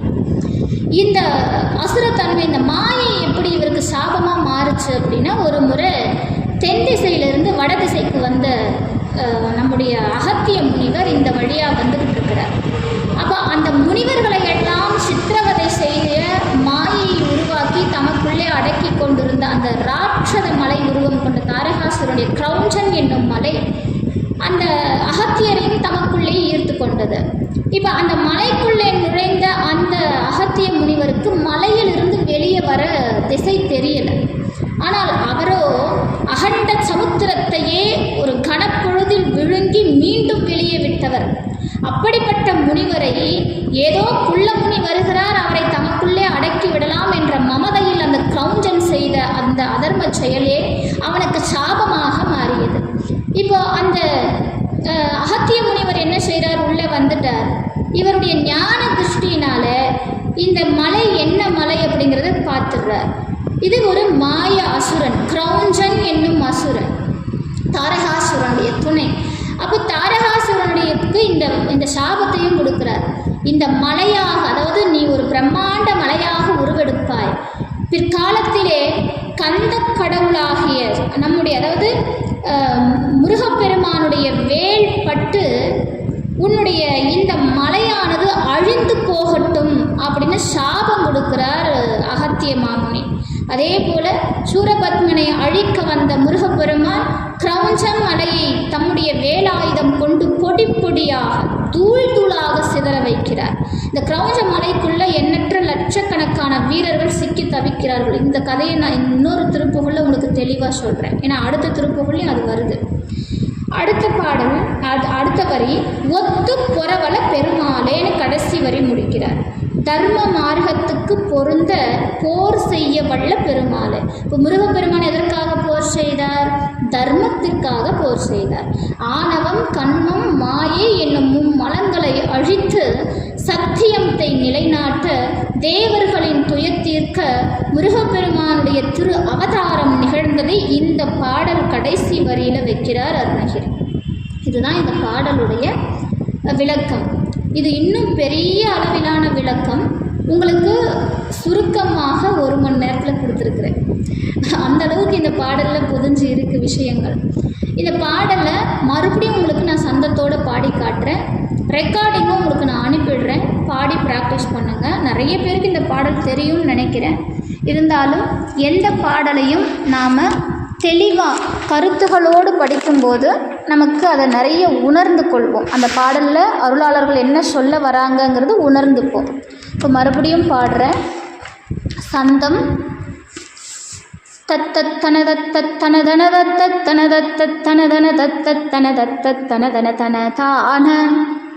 முத்தை தருபத்தி திருநகை அத்தி கிரை சத்தி சரவண முத்தி கொருவித்து குருபர என போதும் முக்கட்பரமர்க்கு சுருதியின் முற்பட்டது கற்பி திருவரும் 30 முவர்க்க தமரரும் அடிபேன 10 தலைதத்த கணைதொடு ஒற்றை கிரிமத்தை பொருதொரு பட்ட பகல் வட்ட திகிரியில் இரவாக 10 கிரைதத்தை கடவிய பச்சை புயல் மெச்ச தகுபொருள் பட்சத்தொடு ரச்சி தருள்வதும் ஒரு நாளே தித்தித்தைய ஒத்த பரிபுர நித்த பதம் வைத்து பைரவி திக்கொட்கணடிக்க கழுகொடு கழுதாட திக்கு பரியட்ட பைரவ தொக்கு தொகு தொக்கு தொகு தொகு சித்திர பௌரிக்கு திரிகடக என போத கொத்துப்பறை கொட்ட கலமிசை குக்கு குகு குக்கு குகு குகு குத்தி புதை புக்கு பிடியன முது கூகை கொட்பொற்றன நட்பற்றன உரை வெட்டி பலியிட்டு குலகிரி குத்துப்பட ஒத்து பொறவல பெருமாளே பொறவல பெருமாளே பொறவல பெருமாளே. இந்த பாடல் முழுக்க முழுக்க நம்முடைய மனதில் இருக்கக்கூடிய பயத்தை நீக்கக்கூடிய ஒரு வீரமான பாடல். இந்த பாடலை நீங்கள் எல்லா செய்தியுமே பாருங்கள், இறைவனுடைய வீரத்தை வெளிக்காட்டிய பாட்டு. அவருடைய தந்தையாரை பற்றி பேசும்போதும் சரி, முக்கட்பரமர்க்குன்னுவர் 3 கண்கள். அவருடைய தாய் மாமனை நாராயணருடைய தச அவதாரத்தை சொல்லும் போதும் சரி, முருகப்பெருமானின் போர்க்களத்தை சொல்லும் போதும் சரி, இது வீரத்தை குறிக்கக்கூடிய பாடல், நம்முடைய பயத்தை போக்கக்கூடிய பாடல். நமக்கு பொதுவாக பயம் அப்படிங்கிறது மனுஷனுக்கு ஏராளம் உண்டு, எல்லா வகையிலுமே உண்டு. வாழ்க்கையை நினச்சி பயம், நம்முடைய உறவுகளை நினச்சி பயம், வேலையில் பயம், படிக்கிற விஷயத்தில் பயம், நம்முடைய சமுதாயத்தை நினச்சி பயம், உறவுகளுக்குள்ளேயே பயம். இப்படி பயம் அப்படிங்கிறது நம்ம வாழ்க்கையை நிறைய துரத்திக்கிட்டே இருக்கும். அந்த பயத்தையெல்லாம் நம் மனதிலிருந்து அறுக்கக்கூடிய பாடல் இந்த முத்தை தரு பத்தி திருநகை அப்படிங்கிற ஒரு பாடல். ஏன்னா வாழ்க்கை என்னும் இந்த பெரிய போராட்டத்தையே முடித்து கொள்ள நினைத்து தம் உயிரை மாய்த்து கொள்ள நினைத்து குதித்த அருணகிரிக்கு நான் இருக்கிறேன் நீ பயப்படாதேன்னு சொல்லி தம் இரு கரங்களால் தாங்கி பிடித்து அருணகிரியின் பயத்தை விரட்டி அருணகிரிக்கு நல்லதொரு வாழ்க்கையை, எதிர்காலத்தை, இன்றளவும் அருணகிரியை மகான் என்று போற்றும் அளவிற்கு முருகப்பெருமான் உயர்வுறச் செய்த அற்புதமான பாடல் இந்த பாடல். இதை பாடினால் நம்முடைய வாழ்க்கை எவ்வளவு சிறப்பாக இருக்கும் அப்படிங்கிறத நம்ம ஒரு முறை நினச்சி பார்க்கணும். இந்த பாடலை உங்களுக்கு அப்படியே ரெக்கார்டிங்லேயே நான் கொடுக்குறேன். அடுத்த பாடல் பக்கம் எண் 4, பத்தி தரள அப்படிங்கிற பொது பாடல். இந்த பாடலும் இதே சந்த வரிசையில் அமையும். அதாவது முத்தை தரு அப்படிங்கிற சந்த வரிசையிலே அமையும். இதே சந்தத்தில் 3 பாட்டு இருக்குது. இதில் 2 பாட்டு நாங்கள் தொகுத்து கொடுத்துருக்குறோம். இந்த பாடல் ரொம்ப சுவாரஸ்யமான பாடல். கடைசி 2 பக்கம்தான் 2 அடி தான் ஒரு மிகப்பெரிய வரலாற்று சிறப்புகளை சொல்லக்கூடிய பாடல். முதல் பகுதியில் அருணகிரியார் விலை மாதர்களை பற்றி பாடின பாடல். அதாவது இந்த மாயையில் சிக்குண்டு, இந்த நம்முடைய கண்களுக்கு எதெல்லாம் அழகாக தெரியுதோ அதுக்கெல்லாம் நம்ம ஆசைப்பட்டு வாழ்க்கையை தொலைச்சிடக்கூடாது அப்படிங்கிறதுக்காக பாடின பாடல் இது. இப்போ இந்த பாடலுடைய சந்தத்தையும் பாடலையும் முதல்ல படித்து காட்டிடுறேன். சந்தம் தத்தத்தன தத்தத்தனதன தத்தத்தன தத்தத்தனதன தத்தத்தன தத்தத்தனதன தனதான பத்தித்தரள கொத்தொழில்வரி பட்டப்புலகச்ச பிளமுலை பட்டிட்டெதிர் கட்டு பரதவர் உயர்த்தாள பத்மத்தியரற்பு கடுகடு கற்றத்தியர் மெச்சத்திரவிய பட்சத்தியரிக்கு சிலையுறு விழி சேரும் சித்தத்தருணர்க்கு கனியத ரப்புத்தமுதத்தை தருமவர் சித்திரக்கிரண பொட்டிடுவிரை நுதலார் நன் தெட்டிற்படுகட்ட கனவிய பட்சத்தருளுற்று துணதடி சிக்கிட்டிடை புக்கிட்டலைவது தவிராதோ மத்த பிற மத்த கயமுக நைக்கு திமிதித்து கழுதுகள் மட்டிட்டை இரத்த குருதியில் விளையாட மற்றை 18 கனவகை சத்தி கனடிக்க பலபல வர்க்கத்தலை சத்த பொறுபுடை யுடையோனே முத்திப்பரமத்தை கருதிய சித்தத்தினில் முற்ற தவமுனி முற்பட்டுழை பெற்று தருகுற மகள் மேல்மால் முற்றித்திரி வெற்றி குருபர முற்பட்ட முரட்டு புலவனை முட்டை பெயர் செப்பி கவிவெறு பெருமாளே அப்படிங்கிறது இந்த பாடலுடைய வரிகள். இதே பாடல் தான் முத்தை தரு பாடலுடைய அதே சந்தம் தான். அதனால் ரொம்ப எளிமையாக பாடலாம். வரிகள் உங்களுக்கு கடினமாக இருக்கிற மாதிரி தெரியும், ஆனால் பாட பாட இது ரொம்ப எளிமையாயிடும். அதே சந்தம்ங்கிறதால உங்களுக்கு பெருசாக இதில் குழப்பம் வராது. ஆனால் பாடி காட்டிடுறேன். தத்தத்தனதத்தனதன தத்தத்தனதத்தனதன தத்தத்தனதத்தனதன தனதான பத்தித்தரள கொத்தொழில் வரி பட்ட புலகச்ச பிளமுலை பட்டிட்டெதிர்கட்டு பரதவர் உயர்த்தால பத்மத்தியரற்பு கடுகடு கட்சத்தியர் மெத்த திரவிய பட்சத்தியரிக்கு சிலையுருவிழி சேரும் சித்தத்தருணர்க்கு கனியதரப்பு தமதத்தை தருமவர் சித்திரக்கிரண பொட்டிடுவிரை நுதலாதன் வெட்டிற்படுகட்ட கனவிய பட்சத்தருளுற்று துணதடி சிக்கிட்டிடை புக்கிட்டலைவது தவிராதோ மத்த பிரமத்த கயமுகனை குத்தி மிதித்து கழுதுகள் மட்டிட்ட இரத்த குருதியில் விளையாட மற்றை 18 கனவகை சக்தி கனடிக்க படபடவர்க்கத்தலை தத்த பொறுபடை உடைவோனே முத்தி பரமத்தை கருதிய சித்தத்தினில் முற்ற தவமுனி முற்பட்டுழை பெற்று தருகுற மகள் மேல்மால் முற்றித்திரி வெற்றி குருபர முற்பட்ட முரட்டு புலவனை முட்டை பெயர் செப்பி கவிபெரு பெருமாளே கவிபெரு பெருமாளே கவிபெரு பெருமாளே. வெற்றிவேல் முருகனுக்கு அரகரோகரா. இந்த பாடல் நான் முன்னமே சொன்ன மாதிரி முதல் 4 அடிகள் வந்து என்ன அப்படின்னா அந்த மாய வாழ்க்கையை பற்றி பாடக்கூடிய பாடல் தான். பத்தி திரளக்கொத்தொழில் வரி பட்ட புலகை செப்பிளமலை பட்டிட்டு கட்டு பரதவர் உயர்த்தால. அதாவது பட்டாடை சூட்டிய பரத பெண்கள், அந்த பரத பெண்களுடைய அந்த பட்டு வஸ்திரம் எப்படி இருக்குது, அந்த முன்னாடி அந்த கச்சம்லாம் அந்த கச்சைன்னு சொல்லுவாங்க, அதையெல்லாம் வச்சு அந்த பட்டு ஆடைகள் உடுத்திய அந்த அழகான பரத பெண்கள் எப்படி இருக்காங்க அப்படின்னா, பத்மத்தியரற்கு கடுகடு கட்சத்தியர் மெத்த திரவிய பட்சத்தியருக்கு சிலையுறு விழி சேருங்கிறார். அவர்களுடைய கண் பாவனை சில நேரம் கனிவாக அன்பாக இருக்குமாம், சில நேரம் கோபமாக வெளிப்படுமாம் அவருடைய கண் பாவனை. சித்தத்தருணருக்கு கனிய தரப்பு தமதத்தை தரும் அவர் சித்தக்கிணறப்பு பெடுபிறை முதலானந்த. அதாவது சித்தம் தரும் நம்முடைய சித்தத்தை குழைய வைக்கக்கூடிய மன்மதன். அவருடைய கையில் எப்பவுமே வில், அது வந்து கரும்பு, இந்த கரும்பை வில்லாக கொண்ட இந்த மன்மதன் நம்முடைய சித்தத்தை குழைய வைக்கிறானாமா. இதை அருணகிரி பாடுறார்.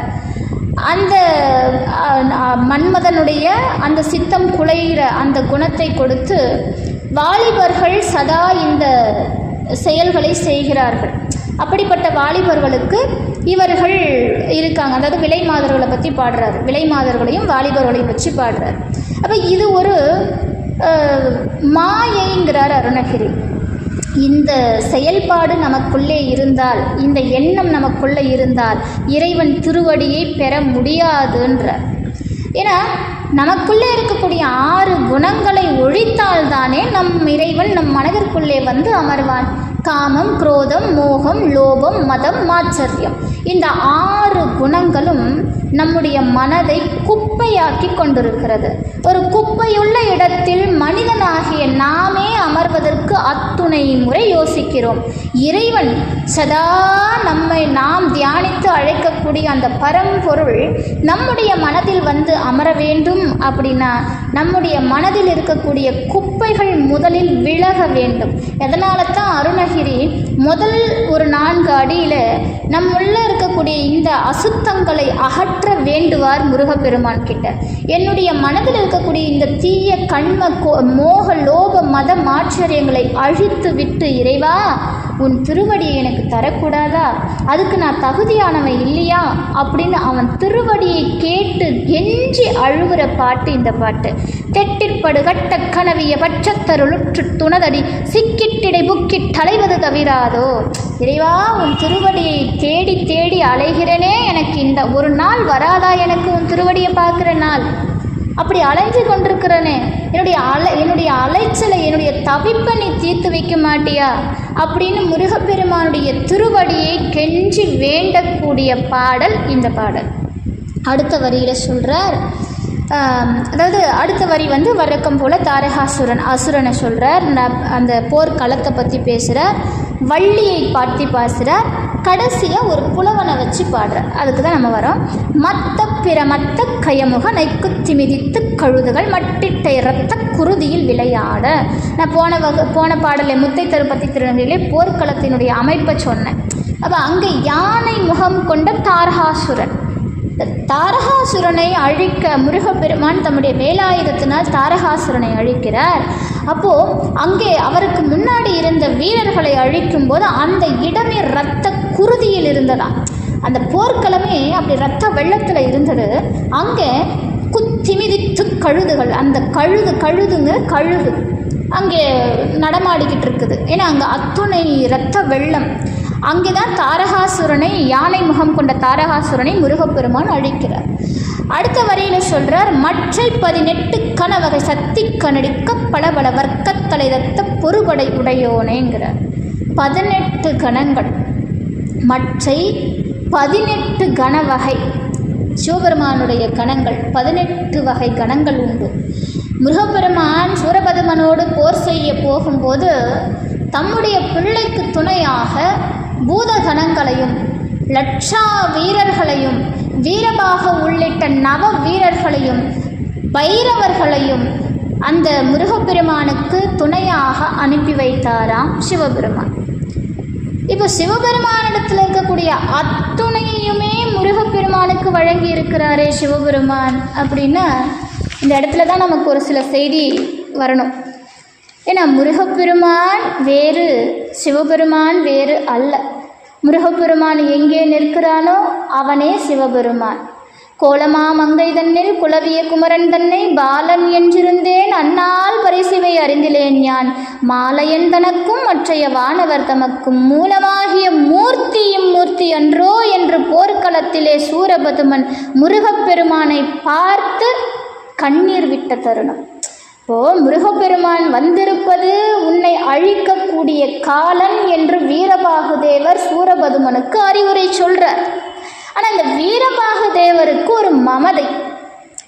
நான் 1008 அண்டங்களை ஆளக்கூடியவன், 108 யுகங்கள் நான் வாழக்கூடியவன், எல்லாரும் எனக்கு கீழே, வரம் கொடுத்த அந்த சிவபெருமானே என்னை ஒன்றும் செய்ய முடியல.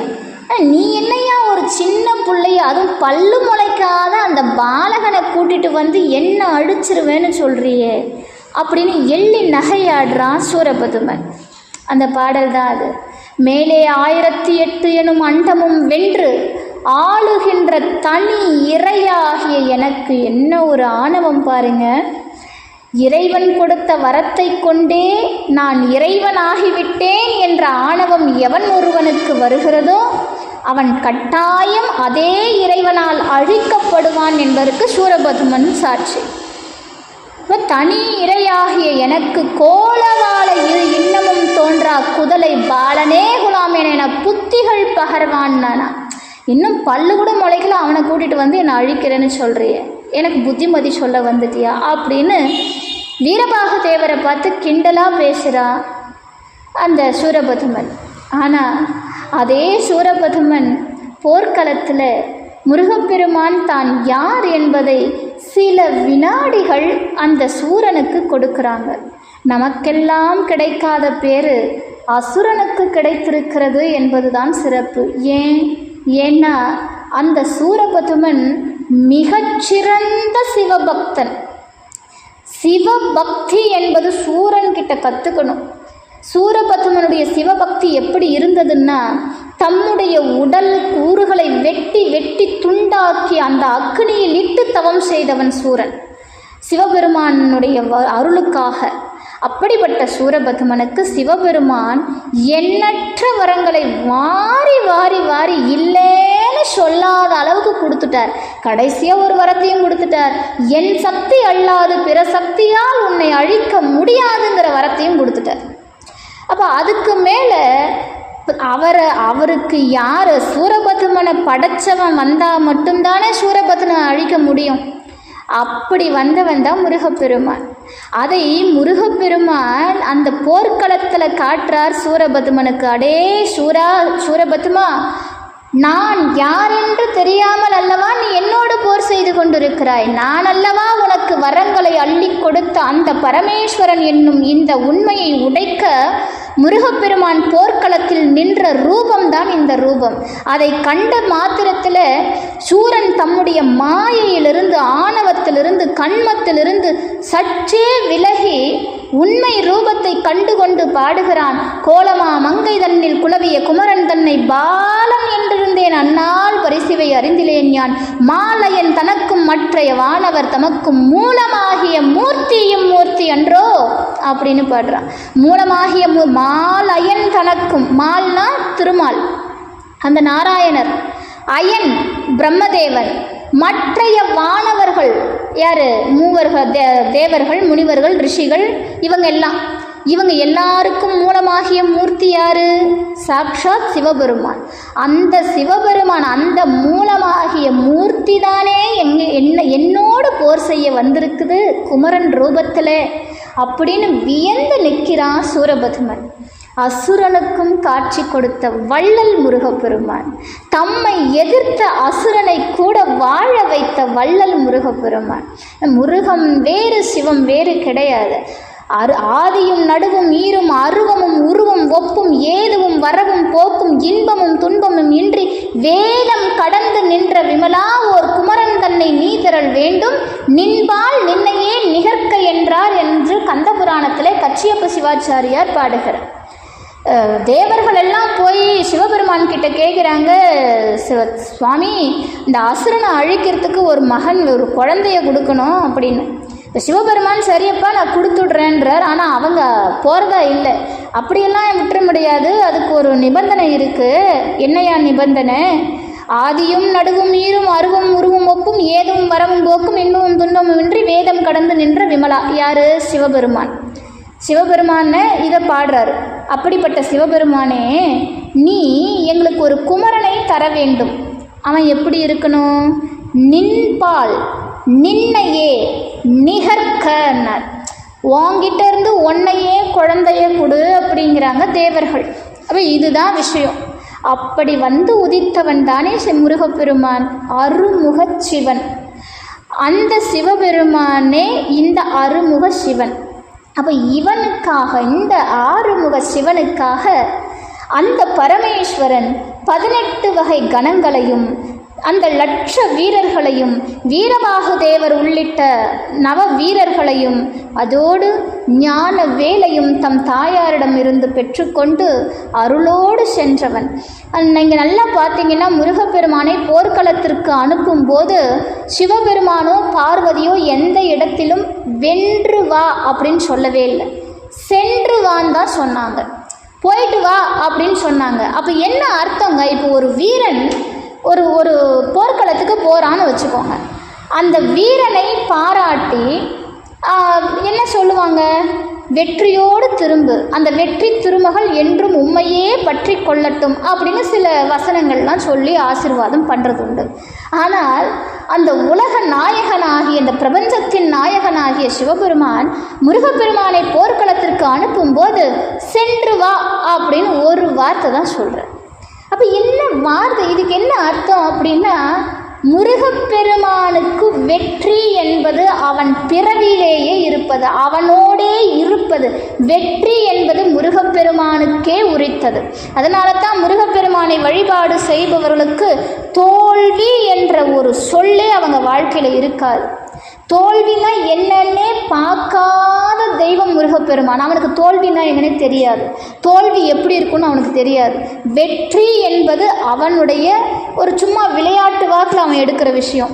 அதனால தான் அவரை போர்க்களத்துக்கு அனுப்பும்போது பார்வதியும் சிவனாரும் சென்று வா அப்படின்னு சொல்லி அனுப்பிச்சாங்க. அப்படி அவனுடைய வீரம், அந்த வீரத்தை வெளிக்காட்டக்கூடிய பாடல் இந்த பாடல், அந்த போர்க்களத்தை. அடுத்த வரியில் வள்ளியுடைய அவதாரத்தை பற்றி பாடுறார் அருணகிரி. முத்தி பரமத்தை கருதிய சித்தத்தினில் முற்ற தவமுனி முற்பட்டுழை பெற்று தருகுரு மகள் மேல்மாள்னர். அதாவது நமக்கு தெரியும், நாராயணர் கொஞ்சம் லேட் ஆகிடுச்சு, இருந்தாலும் கொஞ்சம் பொறுமையாக கேட்டுருங்க. நாராயணர் தம்முடைய சதா சிவபெருமானை தம்முடைய இதயத்திலே நிறுத்தி பூஜிப்பவர். எப்போவுமே நடராஜருடைய ஆனந்த திருத்தாண்டவத்தை கண்டு கழித்து கொண்டு அப்படி தியானத்தில் இருக்கக்கூடியவர், அனந்த சயனத்தில். அப்படி ஒரு சமயம்தான் இந்த நாராயணர் அந்த நடராஜ சிவபெருமானுடைய தாண்டவத்தை பார்த்து கண்டு கழிக்கும் போது அவருடைய கண்களிலிருந்து 2 கண்ணீர் துளிகள் வந்து வீழ்கிறது. அந்த 2 கண்ணீர் துளிகளும், அந்த ஆனந்த கண்ணீர் துளியிலிருந்து 2 பெண்கள் வருகிறார்கள். அந்த பெண்களுக்குத்தான் அமுதவள்ளி சுந்தரவள்ளி என்ற 2 பெயர். அந்த அமுதவள்ளியும் சுந்தரவள்ளியும் பலகாலம் முருகப்பெருமானை அடைய தவம் செய்கிறார்கள். அப்படி முருகப்பெருமான் அவர் முன்பு தோன்றி, நீங்கள் 12 ஆண்டு காலம் மீண்டும் தவம் செய்ய வேண்டும் என்று அருள் செய்கிறார். 12 ஆண்டு காலம் தவம் செய்த பிறகு அமுதவள்ளி அதாவது தேவேந்திரனுக்கு மகளாக அந்த ஐராவதம் என்னும் யானை வளர்க்க பெற்றாள். சுந்தரவள்ளியோ இந்த பூமியில் நம்முடைய வள்ளி மலையில் அவருடைய அவதாரமானது நிகழ்ந்தது நமக்காக. இந்த டீட்டெயில் நான் இன்னொரு திருப்புகளில் ரொம்ப தெளிவாக கொடுக்குறேன், பாதி மதி நதி அப்படிங்கிற திருப்புகளில். அப்போ இந்த பாடலில் நான் இந்த பற்றி சொல்கிறேன். இப்போது வள்ளி எப்படி பிறக்கிறா அப்படின்னா, வள்ளி கிழங்குகள் அதிகம் இருந்த அந்த வனத்திலே, அந்த திணைப்புணத்திலே முனிவர் ரூபத்தில் வரார் நாராயணர். ஒரு சிவ முனிவர் ரூபத்தில் வந்து தவம் செய்து கொண்டிருக்கிறார். மகாலட்சுமி பெண் மான் உருவெடுத்து அந்த முனிவருக்கு முன்பு வந்து நிற்கிறார். இந்த முனிவர், இந்த சிவ முனிவராக இருந்த நாராயணருடைய ஞானக்கண், அந்த கண்ணின் பார்வை கொண்டு அந்த மானானது கர்ப்பம் அடைகிறது அப்படின்னு நமக்கு கந்தபுராணம் சொல்லுது. அப்படி கருவுற்ற மான் ஒரு பெண் குழந்தையை ஈன்றெடுக்கிறது. அந்த பெண் மனித உருவத்தில் இருந்ததால் அந்த மானானது அந்த குழந்தையை அங்கேயே விட்டு சென்று விடுகிறது அப்படின்னு கந்தபுராண செய்தி.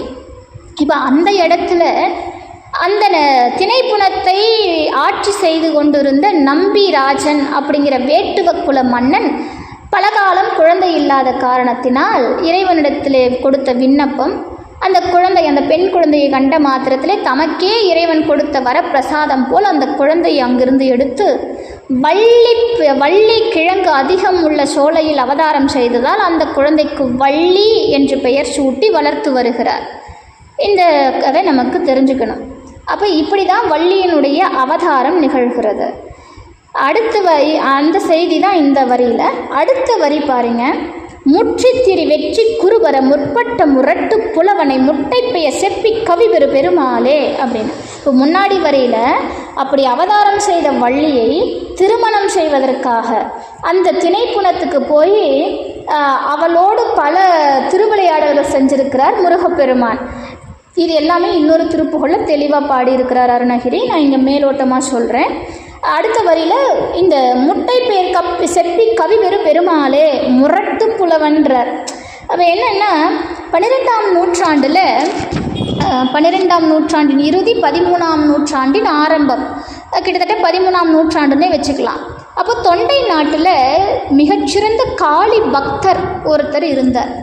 அவருடைய திருநாவினாலேயே என்ன சொன்னாலும் அது பழிக்குங்க. அவர் வாயால் என்ன சொன்னாலும் பழிக்கும். அதனாலேயே அவருக்கு பொய்யா மொழி அப்படின்னு பெயர் ஏற்பட்டது. அவருடைய உண்மை பெயர் என்னன்னு நமக்கு தெரியல. ஆனால் பொய்யா மொழி அப்படிங்கிற பெயர் வர காரணம் அவருடைய திருவாய் மொழிந்து என்ன சொன்னாலும் அது பழிக்குமா. அப்படிப்பட்ட காளி பக்தர், சிவபக்தர், அவர்கிட்ட ஒரு முருகன் அடியார் என்ன செய்கிறார், ஏன்னா அவருக்கு வந்து நல்ல தமிழ் பாடுவார். இந்த தமிழால் பாடினாலே நம்ம ஆளுங்க வந்து பிடிச்சிப்பாங்க. இந்த முருகப்பெருமான், அதிலும் குறிப்பாக முருகனும் சிவனும் இருக்காங்க பாருங்கள். நீங்கள் தமிழால் பாடுனீங்கன்னா உங்ககிட்ட வந்து உக்காந்துக்கிட்டு போக மாட்டாங்க. என்னை பாடு என்னை பாடு என்னை பாடு நம்ம மடியிலேயே உக்காந்துக்கிட்டு இருக்கக்கூடிய தெய்வம் சிவனும் முருகன். அதனால தான் அவங்களுக்கு தமிழ் மறை என்பது மிக முக்கியமாக சூட்டப்பட்டது. நம்முடைய அறக்கட்டளையுடைய பெயரும் தமிழ் மறை தெய்வ பேரவை. தமிழே மறை, தமிழே வேதம் என்ற அடிப்படையில் அந்த பக்தி இலக்கியங்களுக்காக நம்முடைய அறக்கட்டளையானது நிறுவப்பட்டது. இந்த காளி பக்தன், இந்த பொய்யாமொழியும் ஆகச்சிறந்த தமிழ் புலவர். அப்போ முருகப்பெருமானுக்கு ஆசை வந்துருச்சு, இப்படிப்பட்ட தமிழ் புலவன் என்னையும் பாட வேண்டும், அவன் திருவாயினால் தமிழில் பாடல் கேட்க வேண்டும். இதுதான் முருகப்பெருமானுக்கு ஆசை. இப்போ முருகப்பெருமான் என்ன செய்கிறார், முருகன் அடியாருங்கோட அவர் வந்து கேட்கிறார், என்னை பற்றி முருகனை கொஞ்சம் பாடுங்க, உங்கள் தமிழ் வந்து ரொம்ப அழகாக இருக்குது, அதனால் முருகப்பெருமானை பாடி கொடுங்கன்னு கேட்குறார். அதுக்கு இந்த பொய்யாமொழி புலவர், என்னால் பாட முடியாது அப்படின்னு சொல்லியிருந்தா கூட பரவாயில்ல, ஆனால் அந்த தமிழ் கொடுக்கக்கூடிய திமிரு பாருங்க. பெட்டையை பாடும் வாயால் அவன் நிட்ட முட்டையை பாடேன்னார். பெட்டையை பாடும் வாயால்னா நான் காளியை பற்றி பாடுறவன்டா, நான் சிவத்தை பற்றி பரம்பொருளை பற்றி பாடுறவன், அவன் இட்ட முட்டையையா நான் பாடுவேன் அப்படின்னு கிண்டல் பண்ணுறான் பொய்யாமொழி புலவர். இப்போ இதை கேட்டுட்டு நம்மால் சும்மா இருப்பாரா? சும்மாவே நம்ம ஆளுக்கு விளையாடுறது அப்படிங்கிறது ரொம்ப பிடிச்ச விஷயம். அவருடைய சிறு பருவத்திலேயே அண்டங்களையெல்லாம் மாற்றி அமைத்து விளையாடியவர் முருகப்பெருமான், கோள்களையெல்லாம் மாற்றி அமைத்து விளையாடியவர் முருகப்பெருமான். எந்த கோள் எங்கே இருக்குன்னு தெரியாமல் தேவர்களெல்லாம் அஞ்சி நடுங்கி பரமேஸ்வரன் கிட்ட போய் தஞ்சம் புகுற அளவுக்கு இவனுடைய திருவிளையாடல் இருந்திருக்கு. அப்படிப்பட்ட விளையாட்டு புரிந்த குழந்தையை முட்டைன்னு பாடிட்டா சும்மா இருப்பானா முருகப்பெருமான்? இப்போ அவர் என்ன பண்ணுறார், வேடன் ரூபத்தில் வந்தார். அந்த வேலாயுத பெருமான் தம்முடைய வேலையே ஒரு குச்சியாக்கி கொண்டு தண்டமாக்கி கொண்டு வேடன் ரூபத்தில் வந்து ஒரு காட்டு வழியில் உக்காந்துக்கிட்டார். அந்த காட்டு வழியில் இந்த பொய்யாமொழி புலவர் என்ன பண்ணுறார், அன்னைக்கு பாடி பரிசில் பெற்றுக்கொண்டு அந்த பரிசு மூட்டையை, அந்த பொற்காசுகளை எடுத்துக்கொண்டு அந்த காட்டுக்கு வர்றார். இப்போ நம்ம வேடன், நம்முடைய வேலன் அப்படி ரெடியாக இருக்கிறார். வந்த மாத்திரத்தில் அங்கே ஓகே முருகப்பெருமானை பார்த்து, முருகப்பெருமான் வேடன் ரூபத்தில் இருக்கிறார். இந்த வேடன் ரூபத்தில் இருக்கக்கூடியவர் அந்த பொய்யாமொழி புலவரை வழி மறித்து பொற்காசுகளை பிடுங்கி வச்சுக்கிட்டார். அவர் புலவர், எதிர்த்து போரிடலாம் முடியாது. ஏன்னா வந்திருக்கிறதும் வேடன். பார்த்தா அப்படி திடகாத்திரமாக அந்த தோலும் அவனுடைய உடல் அமைப்பும் அப்படி இருக்குது. அவன் கூடலாம் போர்லாம் பண்ண முடியாது. இப்போ என்ன பண்ணுறார் பொய்யாமொழி புலவர், எப்போ என்கிட்ட போய் பிடுங்கி வைக்கிறியே, நானே ஒரு புலவன், இந்த புலமையும் வறுமையும் ஒன்றோடு ஒன்று பிறந்த இரட்டை குழந்தைகள் மாதிரி ஏதோ என்னுடைய வறுமைக்கு நான் பாடி பரிசில் பெற்று கொண்டு செல்கிறேன், இதை போய் நீ பிடுங்கி வச்சுக்கிறியப்பா, உனக்கு என்ன வேணும்னு கேட்குறார். இப்போ அந்த வேடன் சொல்கிறான், என்னை பற்றி பாடு, உனக்கு இந்த பொற்காசு கொடுத்துட்றேன். என்ன உன்னை பற்றி நான் என்ன பாடுறது அப்படின்னு சொல்லும்போது, உன்னோட பேர் என்னன்னு கேட்குறார் அந்த புலவன். அப்போ முருகப்பெருமான் சொல்கிறான், என்னுடைய பெயர் முட்டை, நீ இந்த முட்டைன்னு சொல்லியே பாடு என்ன அப்படின்னு கேட்குறார். அப்போ அந்த பொய்யாமொழி புலவர் சொல்கிறார், எனப்பா முட்டைன்னெல்லாம் ஒரு பேர் வைக்குவாங்களா சாமி, முட்டைன்னு யாருக்காவது வச்சுருக்காங்களா பேர் இது வரைக்கும்னா? அவர் சொல்கிறார், ஆமாம் எனக்கு ஒரு பெரிய புலவன் முட்டைன்னு பேர் கொடுத்தான், அதனால் நீ முட்டைனே என்னை பாடு, எனக்கு ரொம்ப பிடிக்கும். எப்படி அவங்க அப்பா என்னை பித்தானே பாடுன்னு சொல்லி சுந்தரர்கிட்ட பாட்டு கேட்ட மாதிரி என்னை முட்டைனே பாடுன்னு பொய்யாமொழிகிட்ட பாட்டு கேட்குறார் நம்ம தமிழ் கடவுள் கந்த கடவுள். இப்போ இதை சொன்ன உடனே அவரும் பாடுறார். பொன் போலும் கள்ளி பொறி பறக்கும் காணலிலே என் பேதை செல்லற்கு எந்தனனே மின் போலும் மானவேல் முட்டைக்கு மாறாயதெவ்வற்போம் காணவேல் முட்டைக்கும் காடு அப்படின்னு பாட்டை முடிக்கிறார். இப்போ இதை பாடி முடித்த உடனே முருகப்பெருமான், அதாவது வேடனாக வந்த வேலவன், இந்த பாட்டிலே குறை கண்டுபிடிக்கிறான். என்னென்னா, இந்த பாட்டினுடைய அர்த்தம் என்னென்னா, தலைவன் தலைவியை விட்டு பிரிஞ்சு போகிறான், தலைவியை பிரிஞ்சு இருக்கிறார் தலைவனை விட்டு. அப்போது அந்த தலைவியினுடைய பாதம், அதாவது போகும்போது பொன் போலும் கள்ளி பொறி பறக்கும் காணலிலே அப்படின்னு அந்த நிலைமையை கண்டு அந்த தலைவியினுடைய தாயார் வருந்துவது போல இந்த பாடல். அதாவது ஒரு காடு தீப்பிடிச்சு எரியுது. அப்படி தீப்பிடிச்சு எரியும் போது அந்த பாதையில் நடக்கும்போது அந்த பாதத்தில் கள்ளி பொறி பறக்கும் காணலிலே, இந்த முள் இருக்குல்ல, கள்ளி முள், அந்த முள் காலை குத்துற மாதிரி இந்த பாட்டு வைக்கிறார் இந்த புலவர். இப்போ இதில் முருகப்பெருமான் குறை கண்டுபிடிக்கிறார். என்ன விஷயம்னா, மறுபடியும் இவர் முருகப்பெருமான் இன்னொரு பாட்டு பாடி அதை சொல்கிறார். அதாவது காடு ஒட்டு மொத்தமாக எரிஞ்சு போச்சுன்னு பாட்டு பாடினேன், அப்படி அந்த பச்சை பசேல்னு இருக்கக்கூடிய மொத்த காடுமே எரிஞ்சிக்கிட்டு இருக்குது, அந்த இடத்துல வெறும் முள் மட்டும் எப்படி காலை குத்தும், ஒரு முள் எரியாதான் என்ன அப்படின்னு சொல்லி முருகப்பெருமான் பாட்டு பாடும்போது தான் பொய்யாமொழிக்கு வந்தது யார் என்று உணர முடியுது. அப்படி தலையில் கொட்டுன மாதிரி வந்திருப்பது முருகப்பெருமான்றதை பொய்யாமொழி புரிஞ்சுக்கிறார். ஐயனே, நீ வேடுவன் அல்ல, நீ எம்மை சோதிக்க வந்த கந்தக்கடவுளே, உம்முடைய திருமுகத்தை எமக்கு காட்டி அருளும் அப்படின்னு பொய்யாமொழி கேட்கும்போது முருகப்பெருமான் தம்முடைய சுய ரூபத்தை காட்டுகிறார். அப்போ அந்த ஒரு இடத்தை தான், அந்த வரலாற்றை தான் முற்றித்திரி வெற்றி குருபர முற்பட்ட முரட்டு புலவனை முட்டை பெய செப்பி கவிபெரு பெருமாளே அப்படின்னு நம்முடைய அருணகிரிநாதர் திருப்புகழில் பாடலாக வச்சார். அவ்வளவு சிறப்பு வாய்ந்த பாடல் இந்த பாடல். மறுபடியும் உங்களுக்காக இன்னொரு முறை இந்த பாடலை பாடி காட்டுறேன். தத்தத்தன தத்தத்தனதன தத்தத்தன தத்தத்தனதன தத்தத்தன தத்தத்தனதன தனதான, இது சந்தம். பத்தித்தரள கொத்தொழில் வரிபட்ட புலகச் சப்பில முளை பட்டிட்டெதிர்கட்டு பரதவர் உயர்த்தால பத்மத்தியரற்கு கடுகடு கட்சத்தியர் மெத்த திரவிய பட்சத்தியரிக்கு சிலையுருவிலி சேரும் சித்தத்தருணர்க்கு கணியதரப்பு தமதத்தை தருமவ சித்திர கிரணவட்டிட்டிடுபறை நுதலாதன் தெட்டிற்படுகட்ட கனவிய பட்சத்தருளுற்று துணதடி சிக்கிட்டிடை புக்கிட்டலைவது தவிராதோ மத்த பிரமத்த கயமுகனை குத்தி மிதித்து கழுதுகள் மட்டிட்ட இரத்த குருதியில் விளையாட மற்றை 18 கனவகை சக்தி கணிடிக்க பலவர்க்க தலைதத்த பொறுபடை உடையோனே முத்தி பரமத்தை கருதிய சித்தத்தினில் முற்ற தவமுனி முற்பட்டுழை பெற்று தருகுரு மகள் மேல்மால் முற்றி திரிவெற்றி குருவர முற்பட்ட முரட்டு புலவனை முட்டை பெய செப்பி கவிபெரு பெருமாளே கவி பெரு பெருமாளே, கவி பெரு பெருமாளே. வெற்றிவேல் முருகனுக்கு அரகரோகரா, வீரவேல் முருகனுக்கு அரகரோகரா, ஞானவேல் முருகனுக்கு அரகரோகரா. இன்றைக்கி ரெண்டு பாடல் தான் நம்மளால் எடுக்க முடிஞ்சது. அடுத்தடுத்த பாடல்கள் நம்ம அடுத்த இதில் எடுத்துக்கலாம். ஏன்னா இந்த 2 பாடலுமே கொஞ்சம் விளக்கம் அதிகமாக இருக்கக்கூடிய பாடல்கள். வகுப்பு நிறைவு அடைஞ்சது. நம்ம வாழ்த்து பாடி முடிச்சிடலாம். நன்றி. வாழ்த்து பாடி முடிச்சிடலாம்.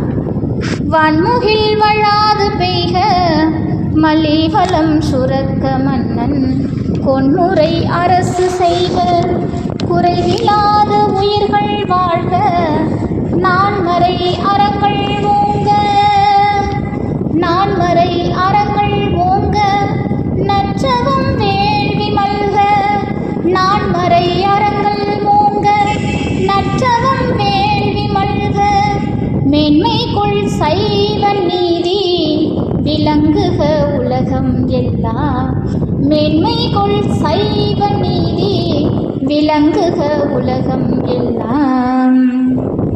சண்முகக் கடவுள் போற்றி, சரவண துதித்தாய் போற்றி, கண்மணி முருகா போற்றி, கார்த்திகை பாலா போற்றி, தன்மலர் கடப்பமாலை தாங்கிய தோளா போற்றி, விண்மதி வதனவள்ளி வேலவா போற்றி போற்றி. உருவாய் அருவாய் உலகாய் இலகாய் மறுவாய் மலராய் மணியாய் ஒளியாய், கருவாய் உயிராய் கதியாய் விதியாய், குருவாய் வருவாய் அருள்வாய் குகனே, குருவாய் வருவாய் அருள்வாய்